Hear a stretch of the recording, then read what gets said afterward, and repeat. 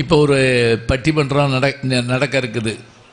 இதில் எனக்கு தான் பொறுப்பு அதிகமாக இருக்கு போல தோணுது. ஏன்னா எல்லாரும் நடுவர் பார்த்துக்கிடுவார்னு சொன்னோடனே அவர் பெரிய சக்கரை நோயாளியாக இருப்பார் போல் இருக்கு அப்படிங்கிற மாதிரி எல்லாரும் ஒரு ஆச்சரியமாக பேசுனாங்க.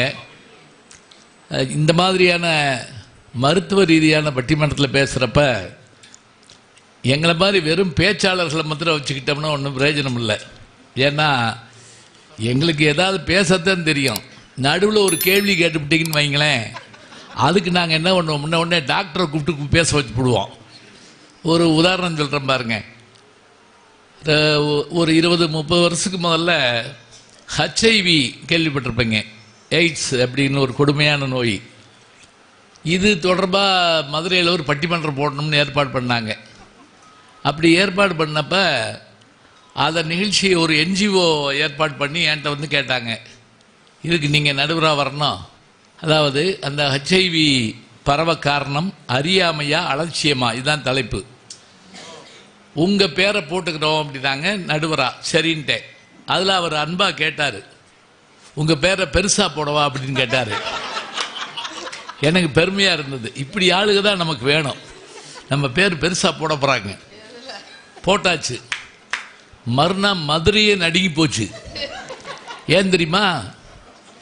HIV பரவ பெரிதும் காரணம் என் பேர் பெருசா இருக்கு.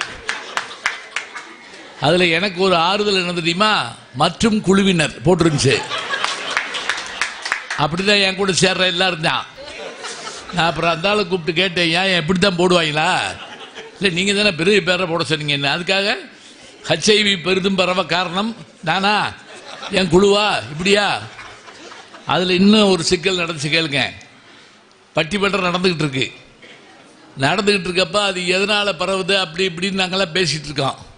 அதில் ஒருத்தர் கூட்டத்தில் எந்திரிச்சு ஒரு கேள்வியை கேட்டுவிட்டார். நான் இது வரைக்கும் ஜென்மத்துக்கு அப்படிலாம் பார்த்ததில்லை. அவர் என்ன கேட்டார் தெரியுமா?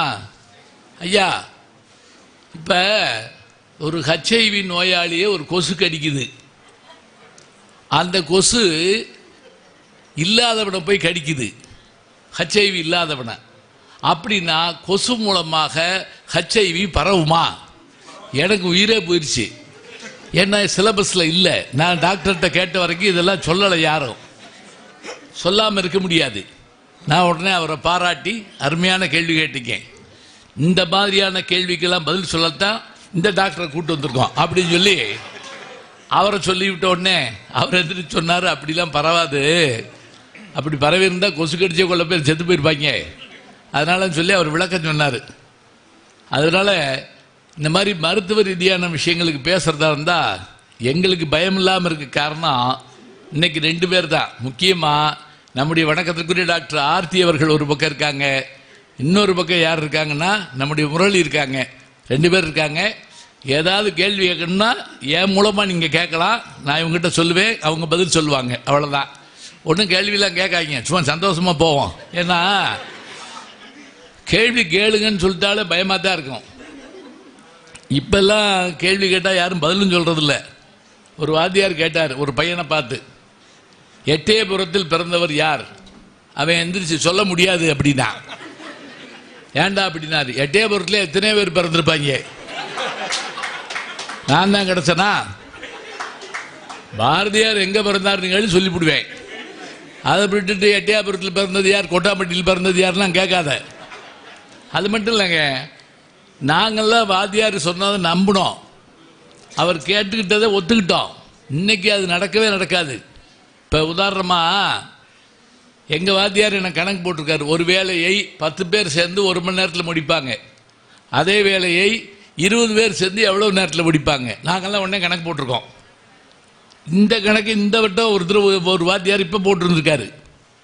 ஒரு வேலையை 10 பேர் சேர்ந்து 1 மணி நேரத்தில் முடிப்பாங்க, அதே வேலையை 20 பேர் சேர்ந்து எவ்வளோ நேரத்தில் முடிப்பார்கள். ஒரு வேலை சொல்ல மாட்டேன்ட்டான். ஏண்டான்னு கேட்டார். அதுக்கு ஒருத்தன் சொன்னான், ஒரு வேலையை என்ன சொன்னீங்க, 10 பேர் சேர்ந்து 1 மணி நேரத்தில் முடிப்பாங்க, பிறகுக்கு அதே வேலையை இன்னொரு கட்சி 20 பேர் சேர்ந்து முடிப்பானே, அதான் முடிச்சிட்டாங்கல்ல. அப்போ தான் வாத்தியாரே வச்சார், ஆமாம் அதே வேலையை சொல்லியிருக்கப்படாதோ. ஆனால் நல்லா யோசிச்சு பாருங்க, இதே கணக்கை நீங்களும் போட்டுக்கீங்கள, நானும் போட்டிருக்கேன்ல. ஏதாவது வாத்தியாரை கேள்வி கேட்டிருக்கோமா? கேட்கவே மாட்டோம். இன்றைக்கி அந்த பையனுக்கு இருக்கக்கூடிய நல்ல அறிவு வித்தியாசமாக இருக்குது. நான் படிக்கிறப்போ ஒன்று நடந்துச்சு. லேட்டாக வந்தால் சில வாத்தியாருக்கு கடுமையாக கோவிப்பாங்க. ஒரு பையன் லேட்டாக வந்துட்டான். நாங்கள்லாம் பார்த்தோம், இன்றைக்கி நல்லா வைவாங்க போகிறேன் அப்படின்னு. எங்கடா லேட்டு, ஏன்டா லேட்டு அப்படின்னாரு. அவன் பயப்படவே இல்லை. பிரின்ஸ்பாலை பார்த்து வர்றேன் அப்படின்ட்டான். இவர் பயந்துட்டார். பிரின்ஸ்பாலை பார்த்து வரையா, சரி உட்காரு. நான் அவன்கிட்ட கேட்டேன், பிரின்ஸ்பால் எங்கே பார்த்தேன் அப்படின்னு. சும்மா ஜன்னல் வழியை பார்த்தேன் அப்படின்னா. இவன் உள்ளே வந்திருக்கேன், அவர் ஜன்னலில் உட்காந்து இருந்திருக்காரு இந்த ஓரத்தில். அவர்கிட்ட பேசினான்னு சொன்னானா? இல்லை, இப்போ எல்லாம் இந்த சூழல் தான் இருக்குது.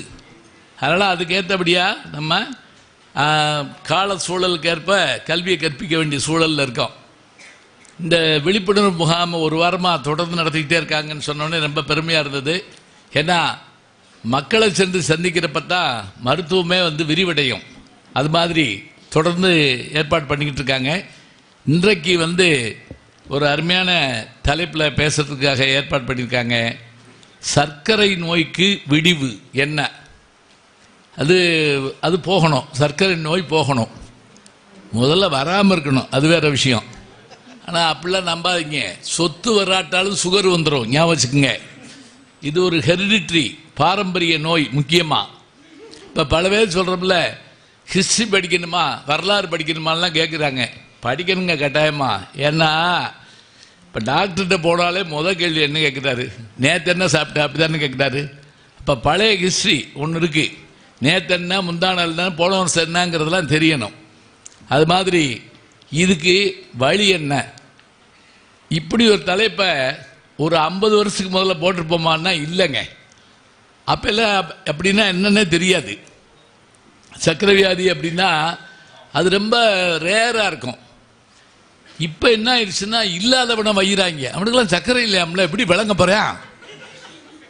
இப்போ அது ஒரு ப்ரெஸ்டீஜ், ஸ்டேட்டஸ் மாதிரி ஆயிடுச்சு. அப்போ எல்லாரும் அதான் 10 பேருக்கு ஒரு ஆளுக்கு இருந்தது. டாக்டர் சொல்கிறாங்க பாருங்க, இப்போ ஒரு வீட்டில் 9 பேருக்கு இருக்குது. அதுவும் காப்பி கொண்டு வர்றப்பவே கேட்டுறாங்க. இப்போ கூட நாங்கள் என்ன செஞ்சோம் தெரியுங்களா? எனக்கே சிரிப்பு வந்துருச்சு. வந்தவுடனே மேடம் எங்களுக்கு எல்லா உணவு கொடுத்தாங்க. நாங்கள் பாட்டுக்கு அள்ளி தின்னுட்டு இருக்கோம். அவரெல்லாம் காக்கில் அல்வா தின்னுருப்பார். தின்னுட்டு காப்பியில் சுகர் போட வேண்டாம்னாரு. தின்னது காக்கில் அல்வா. என்ன காப்பியில் சுகர் போடலன்னா சுகர் வராதான், அல்வாவை அள்ளி தின்னோம்னா வரா. அதை பற்றி கவலை இல்லையா. அது வேற பாதை, இது வேற பாதை அப்படின்னு வச்சுருக்கோம். அப்போ இதுக்கு என்னதான் விடிவு, என்னதான் மருந்து, அப்படி என்னதான் முடிவு அப்படி வச்சுக்கோங்க. விடிவு அப்படிங்கிற கேட்டால் முடிவு அப்படின்னா என்ன அப்படின்னு கேட்டால், மருந்து மூலமாக இதை சரி செய்யலாமா அல்லது உணவு மூலமாக சரி செய்யலாமா? இன்னொன்று ஞாபகம் வச்சுக்கோங்க, நோய் என்பது வேறு, பிணி என்பது வேறு. இது ரெண்டையும் ஞாபகம் வச்சுக்கோங்க. ஒரு பட்டிமன்றத்துக்கு வந்துட்டு போனால் ஏதாவது புதுசாக தெரிஞ்சுட்டு போகணும். பிணின்னா என்ன, நோய்னா என்ன அப்படின்னு தெரிஞ்சுக்குங்க. நோய்னா காய்ச்சல், தலைவலி, மண்டையடி, இந்த மாதிரி ஏதாவது வச்சுக்கோங்க. பிணின்னா என்ன தெரியுங்களா? கிரானிக் டிசீஸ்ன்னு சொல்கிறோம்ல, அதான் பிணிங்கிறான். இப்போ இந்த ஆஸ்துமா, இதெல்லாம் டயபெட்டிஸ், அதே மாதிரி ஆர்த்தோவில் நிறைய சில இதுகள் இருக்குது.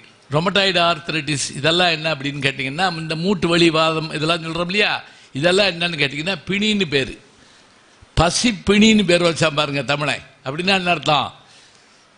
பிணின்னா வந்துக்கிட்டே இருக்கும், இருந்துக்கிட்டே இருக்கும். இப்போ காலையில் சாப்பிட்டு ஒருத்தர் வர்றாரு, மத்தியானம் வேலையெல்லாம் முடிச்சுட்டு சாப்பிட வர்றாரு. சாப்பாடு போடு, காலையில் தானே சாப்பிட்ட. காலையிலையும் பசிக்கும், மத்தியானமும் பசிக்கும், ராத்திரிலையும் பசிக்கும். சில பேருக்கு நைட்டு 12 மணிக்கும் பசிக்கும். அந்நேரம் போய் ஆஃப் ஆயில் சாப்பிடுவாங்க. எங்கள் ஊரில் நான் பார்த்துருக்கேன். லேசாக மிளகை போட்டு அப்படி லைட்டாக அப்படி போட்டு, அந்த வடிவேல் படத்தில் ஊத்தாப்பா போடுவாங்க, அந்த மாதிரி சாப்பிட்றது உண்டு. இப்போ பிணி என்பது தொடர்ந்து இருந்து கொண்டே இருப்பது. டயபெட்டிஸ் அத்தகைய ஒரு பிணி. இதுக்கு மருந்து கண்டுபிடித்தது பெரிய ஆச்சரியங்க. என்ன தெரியுங்களா? இதுக்கு மருந்து கண்டுபிடிச்சவருடைய பேர் ஃப்ரெட்ரிக் பாண்டேங்கிற அவருடைய பேர். அவர் இதுக்கு மருந்து கண்டுபிடிச்சிட்டேன்னா அவங்களுடைய ஆசிரியர்கிட்ட போய் சொன்னபோது அவர் சிரிச்சாராம். இந்த நோய்க்கு எப்படி மருந்து கண்டுபிடிக்க முடியும்? கண்டுபிடிக்கவே முடியாதுங்கிறார். அப்போ அவர் சொல்கிறாரு, நான் குதிரையினுடைய சீரத்திலிருந்து இதை நான் பிரித்து எடுத்து கண்டுபிடிச்சேன், அதுதான் இன்சுலின். அப்படி அவர் கண்டுபிடிச்ச அந்த இன்சுலின் மருந்து அவருடைய பிறந்தநாள் தான் நவம்பர் 14. எது இந்த சர்க்கரை வியாதிக்கான மருந்து கண்டுபிடிச்சார் இல்லையா, அவருடைய பிறந்தநாள் தான் நவம்பர் 14. அதைத்தான் சர்க்கரை நோய் விழிப்புணர்வு தினமாக நல்லா வச்சுக்கோங்க. அதை போய் கொண்டாடக்கூடாது. நம்ம வாட்டுக்கு அது ஒரு திருவிழாவாக்குன்னு டி நகருக்கு போய் பட்டு விட எடுக்க போயிடக்கூடாது. இது வேற, இது வரக்கூடாதுன்னு நினைக்கணும். அதுதான் முக்கியம். வந்தால் எப்படி சமாளிக்கணும் அதான் வேணும். அப்போ இதுக்கு ஏற்றபடி இதை எந்தெந்த வகையில் வரும், பாரம்பரியமாக வரும்னு சொன்னோம். உணவில் வருது, எக்ஸசைஸ் பண்ணாமல் வருது, மன உளைச்சல்லையும் வருதுங்கிறாங்க. அது உண்மையிலேயே உண்மை. அழகாக சொன்னார் ஐயா, பேசுகிற போது கூட சொன்னாங்க எப்படியான மன உளைச்சல்லாம் நமக்கு ஏற்படுது. மன உளைச்சலுக்கு காரணம் என்னன்னாங்க, அண்டர்ஸ்டாண்டிங், அதாவது ஒருத்தருக்கு ஒருத்தர் புரிந்துணர்வு இல்லாதது தான். இப்போ வேற ஒன்றும் வேண்டாம். நம்ம வீட்டிலேயே எடுத்து பார்த்தீங்கன்னா ஏதாவது ஒரு பிரச்சனைக்கு சண்டை வரும். ஏன் மனுஷன் யாருக்குமே தெரியாது. ஒன்றும் இல்லை, அவர் வாட்டுக்கு பேப்பர் பார்த்துக்கிட்டு இருப்பார். அந்த அம்மா வந்தோடனே ஒரு கேள்வி கேட்கும், அன்னைக்கு என்ன சொன்னீங்க அப்படிங்கும். அவருக்கு என்னைக்குன்னு மறந்து போகும். என்னைக்கு அது மறந்து வச்சா, அது மறந்து வச்சா. உடனே இவர் கொஞ்சம் சுதாரிச்சுக்கிட்டு, அதுக்கு நீ என்ன சொன்ன? உடனே அந்த அம்மா, நான் சொன்னதுக்கு நீங்கள் என்ன சொன்னீங்க? அந்த பையன் கேட்பாங்க, என்னடா சொல்லி தொலைஞ்சிங்க ரெண்டு பேரும்? இப்படி மர்ம சட்டையாக போடுவாங்க. அப்போ இது என்னது? சரி சரி, நான் அவர் பட்டிமன்றத்தில் பேசுகிறாருக்கு பயந்து போயிட்டேன். அங்கிட்டு இருந்த ஒரு குரல் கேட்குது. இப்போ வர வர என்ன ஆகி போச்சு, செல்லுலேயே ஃபோன் மாதிரி பேசுகிறாங்க. இது மைக்கில் பேசுகிற மாதிரி. டில்லியில் பட்டிமன்றம் பேசிக்கிட்டு இருக்கேன், கீழே இருந்து ஒருத்தர் ஃபோனில் முடியலை அப்படின்னாரு. எனக்கு பயமாக போச்சு, என்னையா முடியல அப்படின்னு. இல்லை பட்டிமன்றம் முடியலன்னு சொன்னேன் அப்படின்னாரு. அவரால் முடியல போட்டிருக்கு அப்படின்னு நினச்சேன். இந்த கணவன் மனைவி சண்டை வந்தாலும் ஒரு மாதிரி வரும். ஒரு தடவை எழுத்தாளர் சுஜாதாட்ட கேட்டாங்க, கணவனுக்கு சுகர் இருந்தால் மனைவிக்கு வருமா? ஒட்டுவார் ஒட்டின்னு நம்ம சொல்லுவோம்ல, மனைவிக்கு வருமா? அவர் சுருக்கமாக போட்டிருந்தாரு, சண்டை தான் வரும் அப்படின்னு போட்டிருந்தாரு. நோய் வராது, சண்டை வரும். சின்ன சின்ன சண்டைகள் வந்தாலும் அது இல்லாமல் பார்த்துக்கிறது நல்லது. இப்போ எல்லாருக்கும் முதல் குறள் தெரியும், திருக்குறள். அகர முதல எழுத்தெல்லாம் ஆதி பகவான் முதற்றே உலகு. 1330வது திருக்குறள் ஒன்று இருக்குது. அது என்னன்னு நானே சொல்லிடுறேன். ஏன்னா அது என்னன்னு உங்கள்கிட்ட கேட்டு பல பேர் எந்திரிச்சு போயிடக்கூடாது. அவர் கேள்வியெல்லாம் கேட்குறார் நடுவில் அப்படின்னு. 1330வது குறள் என்னன்னா, ஊடுதல் காமத்திற்கு இன்பம், அதற்கு இன்பம் கூடி முயங்க பெறின். வேற ஒன்றும் இல்லைங்க. வீட்டில் சின்னதாக சண்டை வரலாமா, வந்த சண்டை கொஞ்ச நேரத்தில் சரியாயிருக்குமா, கோர்ட் வரைக்கும்லாம் போகக்கூடாதான். இன்னும் சொல்ல போனால் நம்ம வீட்டில் வர்ற சண்டை நம்ம வீட்டுக்குள்ளாங்க இருக்கணும், வெளியில் போகக்கூடாது. கிராமத்துல எல்லாம் சில பொம்பளைங்க ஒரு வார்த்தை கணவன் கேட்டிருப்பான், வீடு வீடாக போய் இப்படி கேட்டானே இப்படி கேட்டானே இப்படி கேட்டானே இப்படி கேட்டானே, அவங்கெல்லாம் இப்படி கேட்டானாமே இப்படி கேட்டானாமே, அவன் ஒரு வார்த்தை தான் கேட்டிருப்பான். இது ஊர் பூரா தெரிஞ்சு போகும். சின்ன சண்டையாக இருக்கணும், ஊடலாக இருக்கணும், அதுவும் மகிழ்ச்சியை தரும். அதாவது சண்டைக்கு பிறகு ஏற்படக்கூடிய இன்பம் எல்லையற்றது என்பதுதான் கருத்து. நான் அப்படி செஞ்சிருக்கூடாதோ, சச்சா நான் தான் அப்படி பேசியிருக்கக்கூடாது, இப்படி அவங்க உணர்வு தான் வாழ்க்கைங்கிறாங்க. அப்போ நோயற்ற வாழ்வு குறைவற்ற செல்வம்னு நமக்கு தெரியும். என் நண்பர் செல்லக்கண்ணர் அடிக்கடி சொல்லுவார், இந்த உலகத்தில் கடன் இல்லாதவன் லட்சாதிபதி. நல்லா ஞாபகம் வச்சுக்கோங்க, கடன் இல்லாதவன் லட்சாதிபதி, நோய் இல்லாதவன் கோடீஸ்வரன். வேற யாரும் கோடீஸ்வரன் இல்லைங்க. அம்பானி அதான் அப்புறம் வைங்க, இது போதும். இந்த நோயற்ற வாழ்வுங்கிறது சாதாரணம் இல்லை. அப்ப இந்த நோய் இந்த நூற்றாண்டில் எவ்வளோ பேருக்கு இருக்குன்னு வரிசையை சொன்னாங்க. மில்லியன் கணக்கில் இருக்கான், இப்போ கோடிக்கணக்கில் வந்துக்கிட்டே இருக்குங்கிறாங்க. இதிலிருந்து மீள்வதற்கான வழி என்ன அப்படின்னு நம்ம பார்க்கணும். அதுக்கு தான் விடிவுன்னு போட்டிருக்காங்க. எதன் மூலமாக இதற்கு முடிவு காணலாம், விடிவு காணலாம்? உணவின் மூலமாகவா, மருந்தின் மூலமாகவா? இதைத்தான் இங்கே பேச வந்திருக்காங்க. இதில் ஒரு ஆச்சரியம் பாருங்க, மருந்துன்னு பேச வந்திருக்க ரெண்டு பேரும் ஆம்பளைங்க, இவங்க தான் மருந்து. இல்லை சோறாக்கி சமைச்சு போடுறது நாங்கள் தான். அதனால் உணவு அப்படின்னு பேச 2 பெண்கள் வந்திருக்காங்க. அதுலேயும் மருத்துவர் ஒருத்தவங்களும் பேராசிரியர் ஒருத்தவங்க வந்திருக்காங்க. இதுதான் இன்னைக்கு தலைப்பு. பேச வந்திருக்கவங்களை பற்றி நான் முதல்ல ஒரு அறிமுகம் பண்ணிடுறேன். எப்போவுமே பட்டிமன்றம்னா என்னங்கிறீங்க, ஒருத்தர் சொல்கிற கருத்தை இன்னொருத்தர் மறுக்கணும், அவங்க கருத்தை இவங்க மறுக்கணும். இந்த பட்டிமன்றம்ங்கிறது உலகத்தில் எந்த மொழியிலையும் கிடையாதுங்க. நான் பைத்தியம் கட்டுறேன், தமிழ் தவிர வேறு எதுலேயும் கிடையாது, எதுலேயும் கிடையாது. எங்க நீங்க பாருங்க, பிக் பாஸ் எல்லா மொழியிலும் இருக்கு. மலையாளத்தில் பிக் பாஸ் இருக்கு, மோகன்லால் நடத்துறாரு. அதே மாதிரி இதில் பேர் என்ன, தெலுங்குல பிக் பாஸ் இருக்கு, வெங்கடேஷ் நடத்துறாரு. எல்லாம் சரி. பட்டிமன்றம் யாராவது தெலுங்குல நடத்துறாங்களா? மலையாளம் இல்லை, உலகத்திலே இல்லை. ஏன் தெரியுமா? நம்ம ஆளுக்கு பதில் சொல்லலன்னு தூக்கம் வராது. ஞாபகம் வச்சுக்கோங்க. யார்த்தையாவது மல்லு கட்டலன்னு வச்சுக்கோங்க, அன்னைக்கு நாள் வேஸ்ட் ஆன மாதிரி இருக்கும். ஒரு அம்மா போலீஸ் ஸ்டேஷனில் போய் ரிப்போர்ட் கொடுத்துருக்கு, என் மாமியாரை காணோம். இன்ஸ்பெக்டர் அழுதுட்டாரு. இப்படி ஒரு அன்பா, மாமியாரை காணோம்னு இது வரைக்கும் எவ்வளவுமே ரிப்போர்ட் பண்ணதில்லை. ஏம்மா அவ்வளோ பாசமா? இல்லை, போட்ட சண்டை பாதியில் நிற்குது, அது இடையில ஓடி போச்சு அந்தம்மா. இப்போ நான் யார்கிட்ட சண்டை ஓடுவேன்? பதில் சொல்லணும், ஒரு விஷயத்துக்கு பதில் சொல்லணும், ஒரு முடிவு காணணும். நீயா நானாவுக்கு பட்டிமன்றத்துக்கு என்ன வித்தியாசம்? கோபிநாத் அவர்களும் நானும் துபாய்க்கு போயிருந்தோம். நான் பேசி முடிச்சு தான் அவர் பேசணும். அப்போ நான் கோபிநாத்தை கேட்டேன், எவ்வளோ வருஷமாக நீயா நான் நடத்துகிறீங்க? அவர் ஒரு 10-15 வருஷமாக நடத்துகிறேன் அப்படின்னாரு. அப்போ நான் சொன்னேன், இந்த 15 வருஷமாக நீங்கள் ஜெயிக்க காரணம் என்ன தெரியுமான்னு. தெரியலையே அப்படின்னாரு. சிம்பிள், என்ன தெரியுமா? தீர்ப்பே சொல்கிறது இல்லை. அதில் நீ பேசு போயிட்டு வா, பேசிக்கிட்டே போயிட்டு வா, முடிஞ்சு வச்சு. பட்டிமன்றம் அப்படி இல்லைங்க. முடிவு என்ன சொல்கிறாருன்னு பார்ப்போம். ஒரு வார்த்தை வச்சுருக்கோம்ல, அப்புறம் என்னையாச்சு முடிவு? அந்த முடிவு விடிவு வேணுங்க.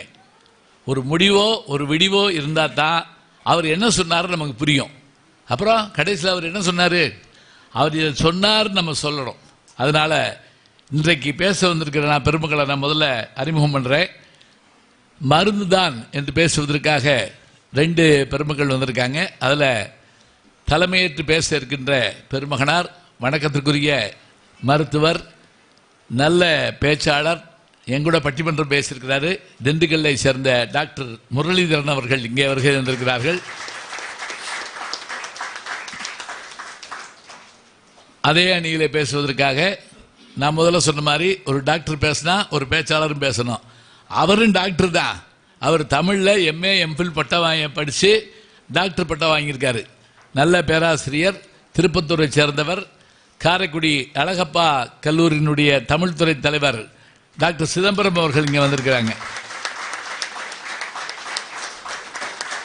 இந்த 2 பேரும் மருந்து தான் அப்படின்னு பேச வந்திருக்காங்க. அதெல்லாம் இல்லை, உணவை சரி பண்ணாலே நோயே வராது. அப்புறம் என்ன மருந்து? ஒன்று சாப்பிடுவானே நோய் வருவானே, அப்புறம் மருந்து குடிப்பானே.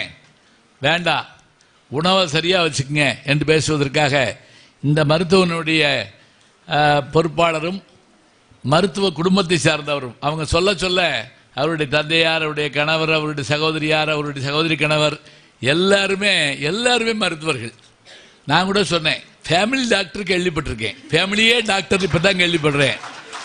ஃபேமிலி டாக்டர்னு கேள்விப்படுறோம், ஒரு ஃபேமிலியே டாக்டராக இருக்குமா? இருக்குதாங்க. அது தூத்துக்குடிக்கு கிடைத்த பெருமையாக நான் கருதுகிறேன். ஏன்னா இப்படியான ஒரு பெரிய பெருமை இருக்குது. டாக்டர் ஆர்த்தி அவர்கள் இங்கே உணவு தான் என்று பேசுவதற்காக வந்திருக்கிறார்கள். அவர்களை அன்போடு அழைக்கிறேன். உட்காந்துங்க, உங்களை அறிமுகப்படுத்திடுவோம்.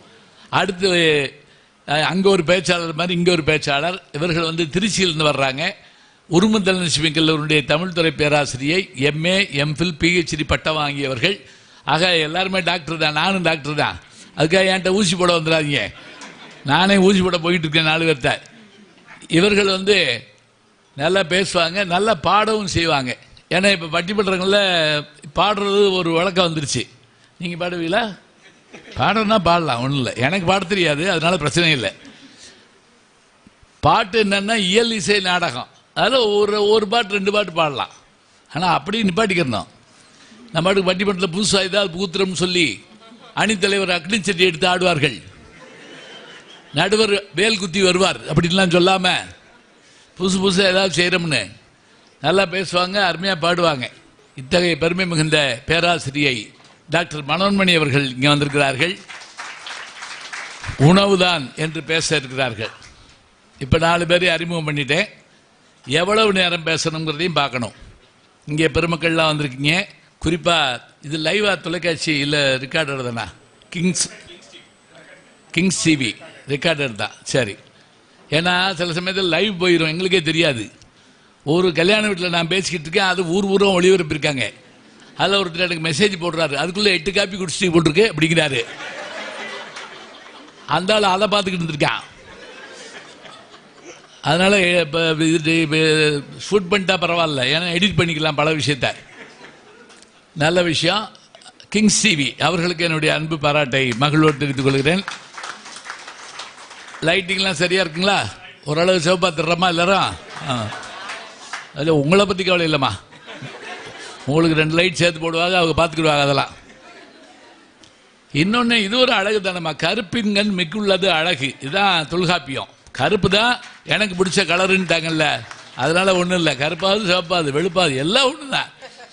இப்போ பட்டிமன்றம் தொடங்குது. எவ்வளவு நேரம் பேசுவாங்கங்கிறத பற்றி நான் சொல்லிடுறேன். ஏன்னா எப்போவுமே தொடங்குற நேரம் மாதிரி முடிக்கிற நேரமும் இருக்கணும். என் நேரம் பேசி என் நேரம் முடிப்பாங்களோ, நம்ம என் நேரம் போய் இன்றைக்கி சீரியல் பார்க்குறோமோ இல்லையோ, சனிக்கிழமை அன்னைக்கு ஆமாம் சீரியல் கொஞ்சம் கம்மியாக தான் இருக்கும். இல்லைன்னா பல பேருக்கு ஒன்றா பிக் பாஸ் இருக்குது. ரைட்டு, பிக் பாஸ் பார்க்கணும். என் நண்பர் வேறு வந்துடுவார், கமல் சார், நானும் போய் பார்க்கணும், ஏன்னா நாளைக்கு அவர்கிட்ட பேசணும்ல, அதுக்காக. சரி, இவ்வளோ நல்லா உட்காந்து கேட்குற அளவு கூட்டம் இருக்குது. இதுவே இவ்வளோ பெரிய விஷயம். இப்போ நான் பட்டிமன்றம் முடிஞ்ச பிறகு நான் சொல்கிறேனே, ஒரு பிபியை சுகரை செக் பண்ணி பாருங்க, கட்டாயமாக குறைஞ்சிருக்கும். ஆனால் சிரிக்கணும். இங்கே உட்காந்துக்கிட்டும் ஒரு மாதிரியே டென்ஷனாக இருக்கக்கூடாது. இந்த யோகா கிளாஸ்லாம் எதுக்கு? டென்ஷனை குறைக்க. சில பேர் யோகா கிளாஸுக்கு டென்ஷனோட போகிறாங்க, நேரம் ஆரம்பிச்சிருப்பாங்க, போச்சு வாத்தியார் வைய போகிறாரு. இன்னும் சொல்ல போனால் சில விஷயத்தில் நேரத்தாங்க படிக்கணும். இந்த யோகாசனம் படிக்கிறதுலாம் இருக்குல்ல, டிவியை பார்த்து செய்யக்கூடாது. ஏன் தெரியுமா?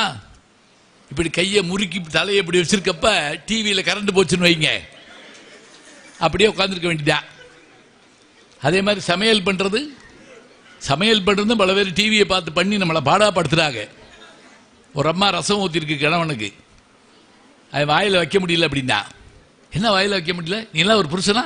இந்த பாரு, இந்த ரசத்தை நான் வீடியோவில் போட்டேன், 50 பேர் பாராட்டி போட்டிருக்காங்க. அதுக்கு புருஷன் சொன்னேன், அவெல்லாம் பார்த்தவன், நான் தான் தின்னவன். அப்ப யாருக்கு என்ன கஷ்டம் தெரியும். அதனால ரொம்ப சந்தோஷமா உட்காந்து கேட்கணும். இப்போது பட்டிமன்றத்துக்குள்ள வர்றோம். சர்க்கரை வியாதிங்கிற இந்த ஒரு இது உண்மையிலேயே ஒரு நோய் யாருக்கு வரக்கூடாது.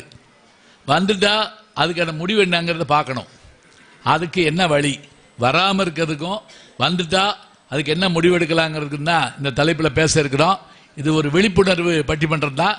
இதோ தொடங்குகிறது பட்டிமன்றம்.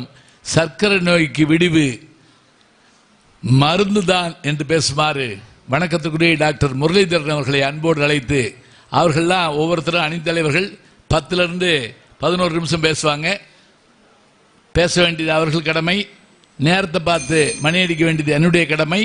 உங்க கடமை என்ன? கூட்டமாக எந்திரிச்சு போகக்கூடாது. கைதட்டலாம், சிரிக்கலாம். வீட்டுக்கு போகணும்னு நினைச்சா 2 பேரா போகணும். குபீர்னு போய் எங்களை பயமுறுத்தக்கூடாது. சில பேர் போறப்ப சும்மா போறதில்ல, அங்கிட்டு போக அந்த பட்டிமன்றம் போட்டுருக்காங்க அப்படின்னு சொல்லி டேக் டைவர்ஷன் மாற்றி விட்டு போயிடுவாங்க. நல்லா கேளுங்க. சர்க்கரை நோய்க்கு விடுவு மருந்தா உணவா என்று கேட்டு மருந்து தான் என்று பேசுவதற்காக இந்த துறையின் நிபுணராக விளங்குகின்ற டாக்டர் முரளிதரன் அவர்கள் இதோ வருகிறார். வாங்க. இனிப்பான இனிவர்களே, ஆகா, மகிழ்ச்சியான மாலை வணக்கங்கள். அருமையான ஒரு நிகழ்வு, தூத்துக்குடியின் சிறப்பான நிகழ்வு. என்னுடைய mentor, well-wisher professor doctor Arulraj plus அவங்க ஃபேமிலி ஃபுல்லாக முழு குடும்பமும் இந்த தூத்துக்குடியில் மிக மிக பல ஆண்டுகளாக இந்த விழிப்புணர்வு நிகழ்ச்சி நடத்துகிறாங்க. அதனால் அவங்க விழிப்புணர்வு வித்தகரங்களா அவங்கள வாழ்த்துக்கள், வணக்கங்கள். உலக தமிழ் மக்களின் நெஞ்சிலே ஆட்சி புரியும் நடுவர் முனைவர் புரொஃபசர் ஞானசம்பந்தம் அவர்களே, வணக்கங்கள். நன்றிங்க. நன்றிங்க. எனது நண்பர் ஆரத்தி கண்ணன், நண்பர் சிதம்பரம், நண்பர் மனோன்மணி அனைவருக்கும் வணக்கங்கள். உங்கள் அனைவருக்கும் இந்த நிகழ்வின் மூலமாக இந்த சர்க்கரை வியாதிக்கு விடிவு மருந்தே எனும் என வாதத்தை முன்வைக்க வந்துள்ளேன். சிம்பிளா பார்த்தீங்கன்னா, இந்த தலைப்பு நல்லா உன்னிப்பாக கவனிச்சிங்கன்னா, எது பெஸ்ட்டு எது முடிவு சொல்ல போறாங்கன்னு உங்களுக்கே புரிஞ்சு போகும். சர்க்கரை வியாதிக்கு விடிவு. விடிவுன்னு என்னங்க? நம்ம கிராமத்தில் பார்த்தா என்ன சொல்லுவாங்க? பொழுது நல்லா விடியணும், நாளைக்கு பொழுது நல்லா விடியணும்.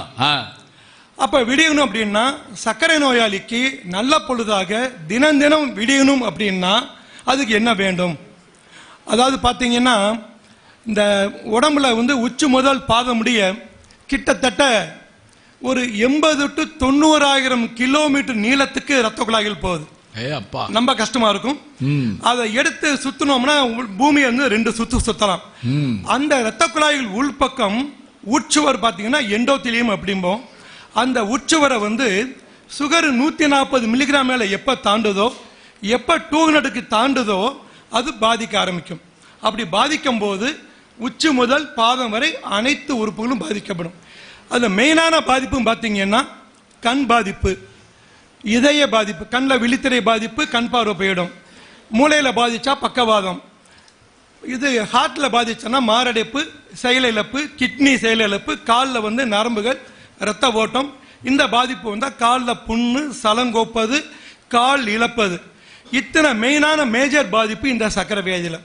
அப்ப விடிவு அப்படின்னு சொல்லி நடுவர் மிக அழகான தலைப்பை கொடுத்துருக்காங்க. அந்த வியாதியில விடிவு, நல்ல வாழ்க்கை, தரமான வாழ்க்கை வாழணும், அதுக்கு என்னையா வேணும் கேட்குறாங்க.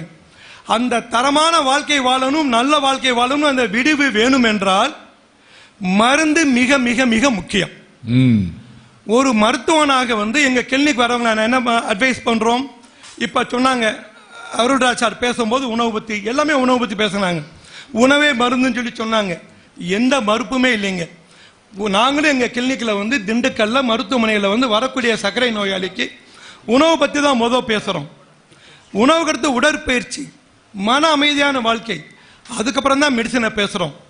ஆனால் என்னன்னு பார்த்தீங்கன்னா, உணவு இருக்கு இல்லையா, நம்ம இங்க இருக்கக்கூடியவங்கள பல பேர் இந்த இனிப்பான நோயாளிகள் A1C HbA1c டெஸ்ட்டை கேள்விப்பட்டிருப்பீங்க. அந்த A1C டெஸ்ட் என்னது? கடந்த 3 மாதத்தில் சர்க்கரையோட ஆவரேஜ் என்ன, அந்த ஆவரேஜ் 6.5க்குள்ள இருந்தால் நல்ல நல்ல கட்டுப்பாடு, 7 முடிய இருக்கலாம். 7க்கு மேல போகக்கூடிய ஒவ்வொரு சதவீதமும் நான் சொன்னேன் இல்லையா, இந்த உச்சி முதல் பாதம் முடிய அனைத்து பாதிப்புகளும் உண்டாக்கக்கூடியது. அப்ப 6.5ல இருந்து 7.3 முடிய இந்த HbA1c இருந்தால் இந்த எதிரிகள் இருக்காங்க இல்லையா, அவங்க உணவு மூலமா கண்ட்ரோல் பண்ண முடியும். 7.45 தாண்டியாச்சுன்னா வழி விட்டுருங்க, எங்கிட்ட தான் வந்தாகணும். 7.4 வழி இல்ல, வழியே இல்ல. அது போக கொஞ்சம் உடற்பயிற்சி இருக்கு நடுவர் அவர்களே. இந்த ரெண்டையும் பண்ணா அதுக்கு மேல மெடிசின் தான். அப்ப நம்மகிட்ட வர சர்க்கரை நோயாளி 6.5 6.7 7.23 இருந்தாங்கன்னா லேசான சர்க்கரை. ஐயா உங்களுக்கு உணவு மூலமா கண்ட்ரோல் பண்ண முடியும். அது அந்த உணவுமே இந்த சரிவிகித உணவு இப்படிதான் சாப்பிடணும் கணக்கு. அந்த உணவை சாப்பிட்டால் கண்ட்ரோல் பண்ண முடியும். அதுக்கு மேல போச்சுன்னா நம்ம நாட்டில் பார்த்தீங்கன்னா வரக்கூடிய எல்லா நோயாளியுமே 8.5 9 9.5 10 11 12 13 இப்படி இருக்காங்க. இவங்களுக்கு போய் நீங்க உணவு பத்தி பேசி எந்த பிரயோஜனம் இல்லை. உணவு வேண்டும். மெயினா மிக மிக முக்கியமானது மெடிசின்ஸ். இப்ப சொன்னீங்கன்னா போன 10 நாள் முன்னாடியே ஒரு பேஷண்ட் வந்தாங்க. ஒரு 35 வயசு, நல்ல ஒரு கனமான ஒரு நபர், 110 கிலோ வெயிட். அவர் காலில் புண்ணு, அதுக்காக வந்தாங்க. சுகரை பார்த்தா 350, HbA1c 9.8 இருக்கு. அதுக்கு மெடிசின் சொல்ல போனேன். சார் மெடிசின் வாங்க உங்ககிட்ட நான் வரல, அதை நான் நெட்லயே பார்த்துக்கிட்டேன் சார். கூகுளோபதி, வாட்ஸ்அப் யூனிவர்சிட்டி அதெல்லாம் பார்த்தாச்சு. நீங்க வேண்டாம், புண்ணுக்காக பார்க்க வந்தேன், அது மட்டும் பார்த்தா என்னையா வைத்தியம் பண்ற, மெடிசினே வேண்டாம் சார், நான் ஒரு உணவை ஃபாலோ பண்றேன், அது போதுன்னார். என்னங்கய்யா உணவுன்னு சார், அது ஒரு பாடாவது உணவு பேர சொன்னார். அதாவது இப்போ பார்த்தீங்கன்னா இந்த கீட்டோ டயட்டு, இந்த பேலியோ டயட்டும் பல டயட்டை கேள்விப்பட்டிருப்பீங்க. அது எதுவுமே உள்ள நுழையல. நான் அதில் சில விஞ்ஞானம் அற்ற மோசமான சில விளைவுகள் உள்ளது. அந்த டயட்டு பேர் இப்போ மெயினாக நான் சொல்ல வரல. அந்த உணவு என்ன ஃபாலோ பண்ணுறாரு, கொழுப்பு அதிகமாக இருக்கக்கூடிய புரோட்டீன் அதிகமாக இருக்கக்கூடிய உணவை சாப்பிட்றாரு. நான் சொன்னேன், ஐயா நீ என்ன வைத்தியம் கூட பண்ண வேண்டாம், மெடிசின் கூட நீ வாங்காத, ஆனால் இந்த உணவு மட்டும் என் டயட்டிஷியனை பாரு, என் எஜுகேட்டரை பாரு, சரியான உணவை கேட்டுக்கோ அப்படின்னு. அதெல்லாம் வேண்டான்ட்டாரு. அவங்க மனைவி ஓகேங்கிறாங்க, அம்மா அப்பா ஓகே, அவர் ஓகே இல்லை. ஆனால் ரொம்ப பயந்தேன் நான். ஒரு 1 இயர் கழிச்சு பார்த்தா அவருக்கு அந்த ஒரு குறிப்பிட்ட அந்த உணவு வகையை சாப்பிட்டு கிட்னி கெட்டு போய் டயாலிசிஸ் பண்ணாங்க மதுரையில். அப்போ அவர் லைஃபே போச்சு. மெடிசினே வேணான்னு சொன்னவர் டயாலிசிஸ் பண்ணவன என்ன ஆச்சு, காலம் முழுவதும் இன்சுலின் ஊசி போட வேண்டியதா போச்சு. ஒழுங்கா சொன்ன பேச்சை கேட்டிருந்தா உணவு உடற்பயிற்சி லேசான மெடிசனும் போயிருக்கும். இன்னொரு பேஷண்ட், அவங்க டாக்டர் ஊர்ல இல்லை, என்னைய பார்க்க வந்தாங்க. அவர் இதே போல 10க்கு மேல HbA1c, அவருக்கு என்ன பார்த்தா சுகர் 350 மேல இருக்கு. அவர் என்னங்கயா கேட்டா செஞ்சா, அவர் ஒரு மெடிசின் சாப்பிட்றாரு. ஆனால் அவர் என்ன மெடிசின் என்ன உணவுன்னு கேட்டா, சார் உணவு சொல்லி கொடுத்தாரு, அதை நான் ஃபாலோ பண்ணேன், ஆனால் பார்த்தீங்கன்னா அந்த உணவை ஃபாலோ பண்ண கஷ்டமா இருந்துச்சுன்னாரு.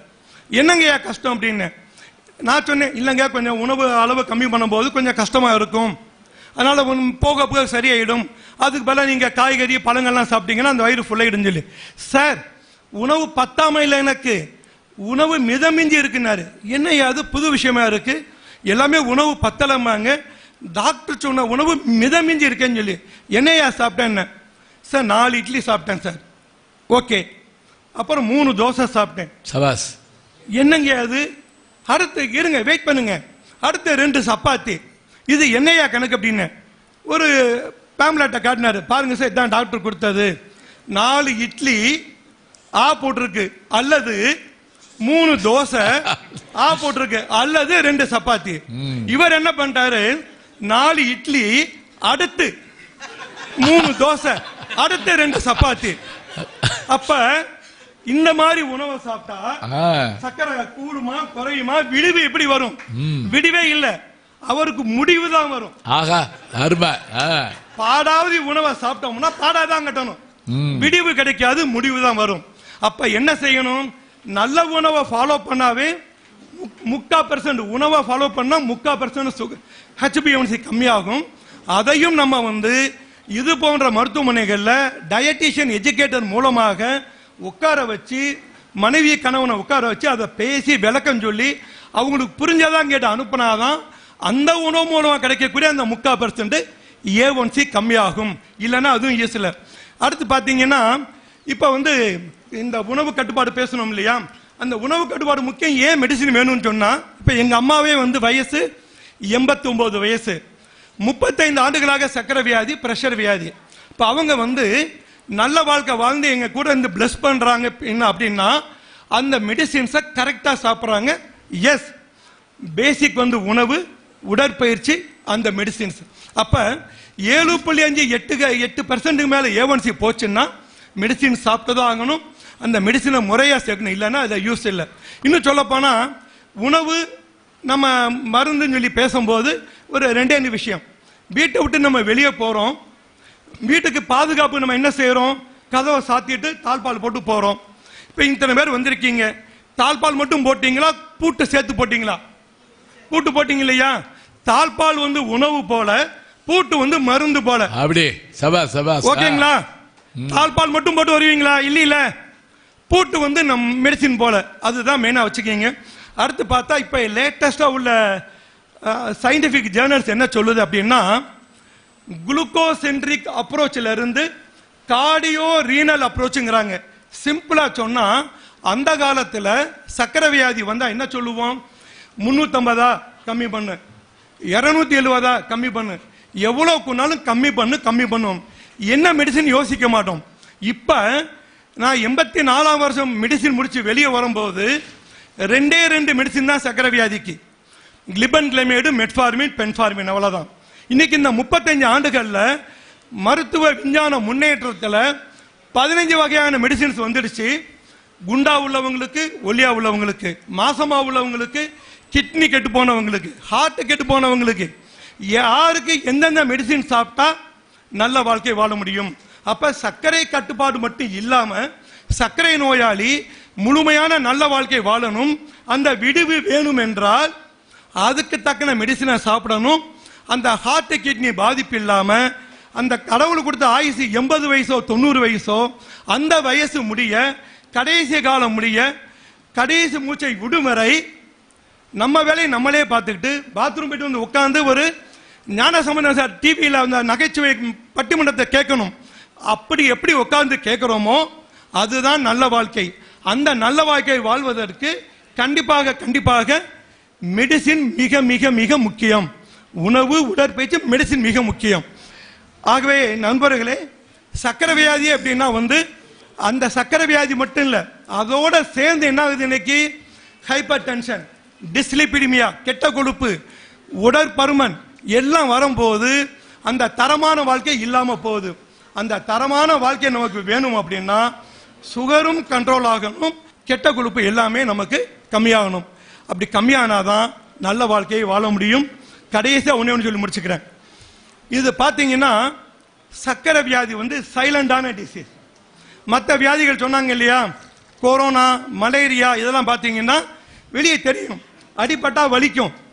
கொரோனா என்ன கஷ்டப்பட்டோம், 3 நாள்ல தொண்டை வலி வந்தது, மூச்சு முட்டல் வந்தது, காய்ச்சல் வந்தது, உடனே நம்ம போய் அட்மிஷன் போனாங்க, பல கஷ்டப்பட்டாங்க. அதெல்லாம் கம்யூனிகபிள் டிசீசஸ்.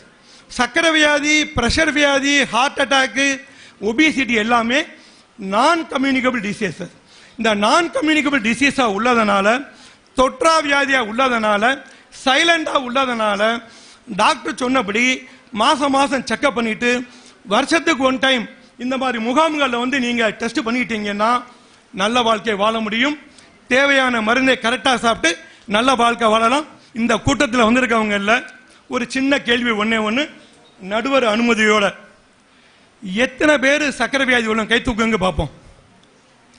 சும்மா தூக்குங்க, சும்மா தூக்கு தப்பு இல்ல, கேமரால வீடியோ போறப்ப பரிசு கொடுப்போம். இதுல எத்தனை பேர் மெடிசின் சாப்பிடுறீங்க கை தூக்குங்க பார்ப்போம். பாத்தீங்களா நடுவர் அவர்களே, தீர்ப்பு வந்துருச்சு. சரி, சக்கரை வியாதி உள்ளவங்க கை தூக்குனாங்க, எல்லாமே மெடிசின் சாப்பிடுறாங்க. ஆகவே சர்க்கரை நோயாளிக்கு ஆரம்ப கால சிகிச்சை என்றால் உணவு, உடற்பயிற்சி. விடிவு வேணும், தினந்தோறும் விடியல் நல்லா இருக்குன்னு ஆசைப்பட்டீங்க, நல்ல வாழ்க்கை வாழணும்னு ஆசைப்பட்டீங்க, தரமான வாழ்க்கை வேணும் ஆசைப்பட்டீங்கன்னா கண்டிப்பாக மருந்து வேணும் வேணும் வேணும். Thank you very much. அருமை அருமை அருமை, பிரமாதம்.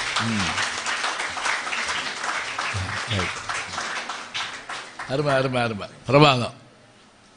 பாருங்க, ஒரு நல்ல டாக்டர், அந்த துறையிலேயே தன்னுடைய பயிற்சியை மேற்கொண்டிருக்கிறவர், அவர் சொல்ல சொல்ல நமக்கு சுகர் வராமல் போச்சு அப்படின்னு கவலைப்படுற அளவுக்கு ஆகிட்டேன் நான். அழகா சொல்றாரு. உணவு எடுத்துக்கிற வேணான்னு சொல்லல, ஆனால் நிலைமை மாறுறப்ப பாருங்க. 80 மார்க் எடுத்தால் டிவிஷன் வேண்டியதில்லை, 35 தான் வாங்குறேன்னு வச்சுக்கோங்க, ஒரு வாத்தியார்ட்ட டிவிஷன் வைக்கிறோம். அது மாதிரி தான் 6.5க்கு குறைவாவோ 6.5 இருந்தால் பிரச்சனை இல்லை. 7, 8, 9ன்னு வர்றப்ப திருப்பி நீங்கள் சாப்பாடு சாப்பிட்டு என்ன செய்ய போறீங்க? இல்லை, அழகாக சொன்னாங்க உணவுங்கிற விஷயத்தினுடைய தன்மை என்னங்கிறத. அப்போ மருந்து எதுக்காக சாப்பிடணும், எப்போ சாப்பிடணும் அப்படிங்கிறத ரொம்ப தெளிவாக சொல்லியிருக்காங்க. இதெல்லாம் நீங்கள் குறித்து வச்சுக்கோங்க. நீ அடுத்து அவங்க வருவாங்க, அதையும் குறித்து வச்சுக்கோங்க. எல்லாம் ஞாபகம் வச்சுக்கோங்க. எல்லாமே விழிப்புணர்வுக்காகத்தான் இது செய்யப்படுது. இவருடைய கருத்துக்கு அருமையான கைதட்டை நீங்கள் எல்லாரும் கொடுக்க வேண்டும் என்று கேட்டுக்கொண்டு, சக்கரை நோய்க்கு விடிவு மருந்துன்னு பேசலாம், ஆனால் நோய் வருவானே மருந்து சாப்பிடுவானே, இதான் கேள்வி. உணவுலையே சரி பண்ணிடலான்னு பேசுவதற்காக டாக்டர் ஆர்த்தி அவர்கள் வருகிறார்கள். வாங்க.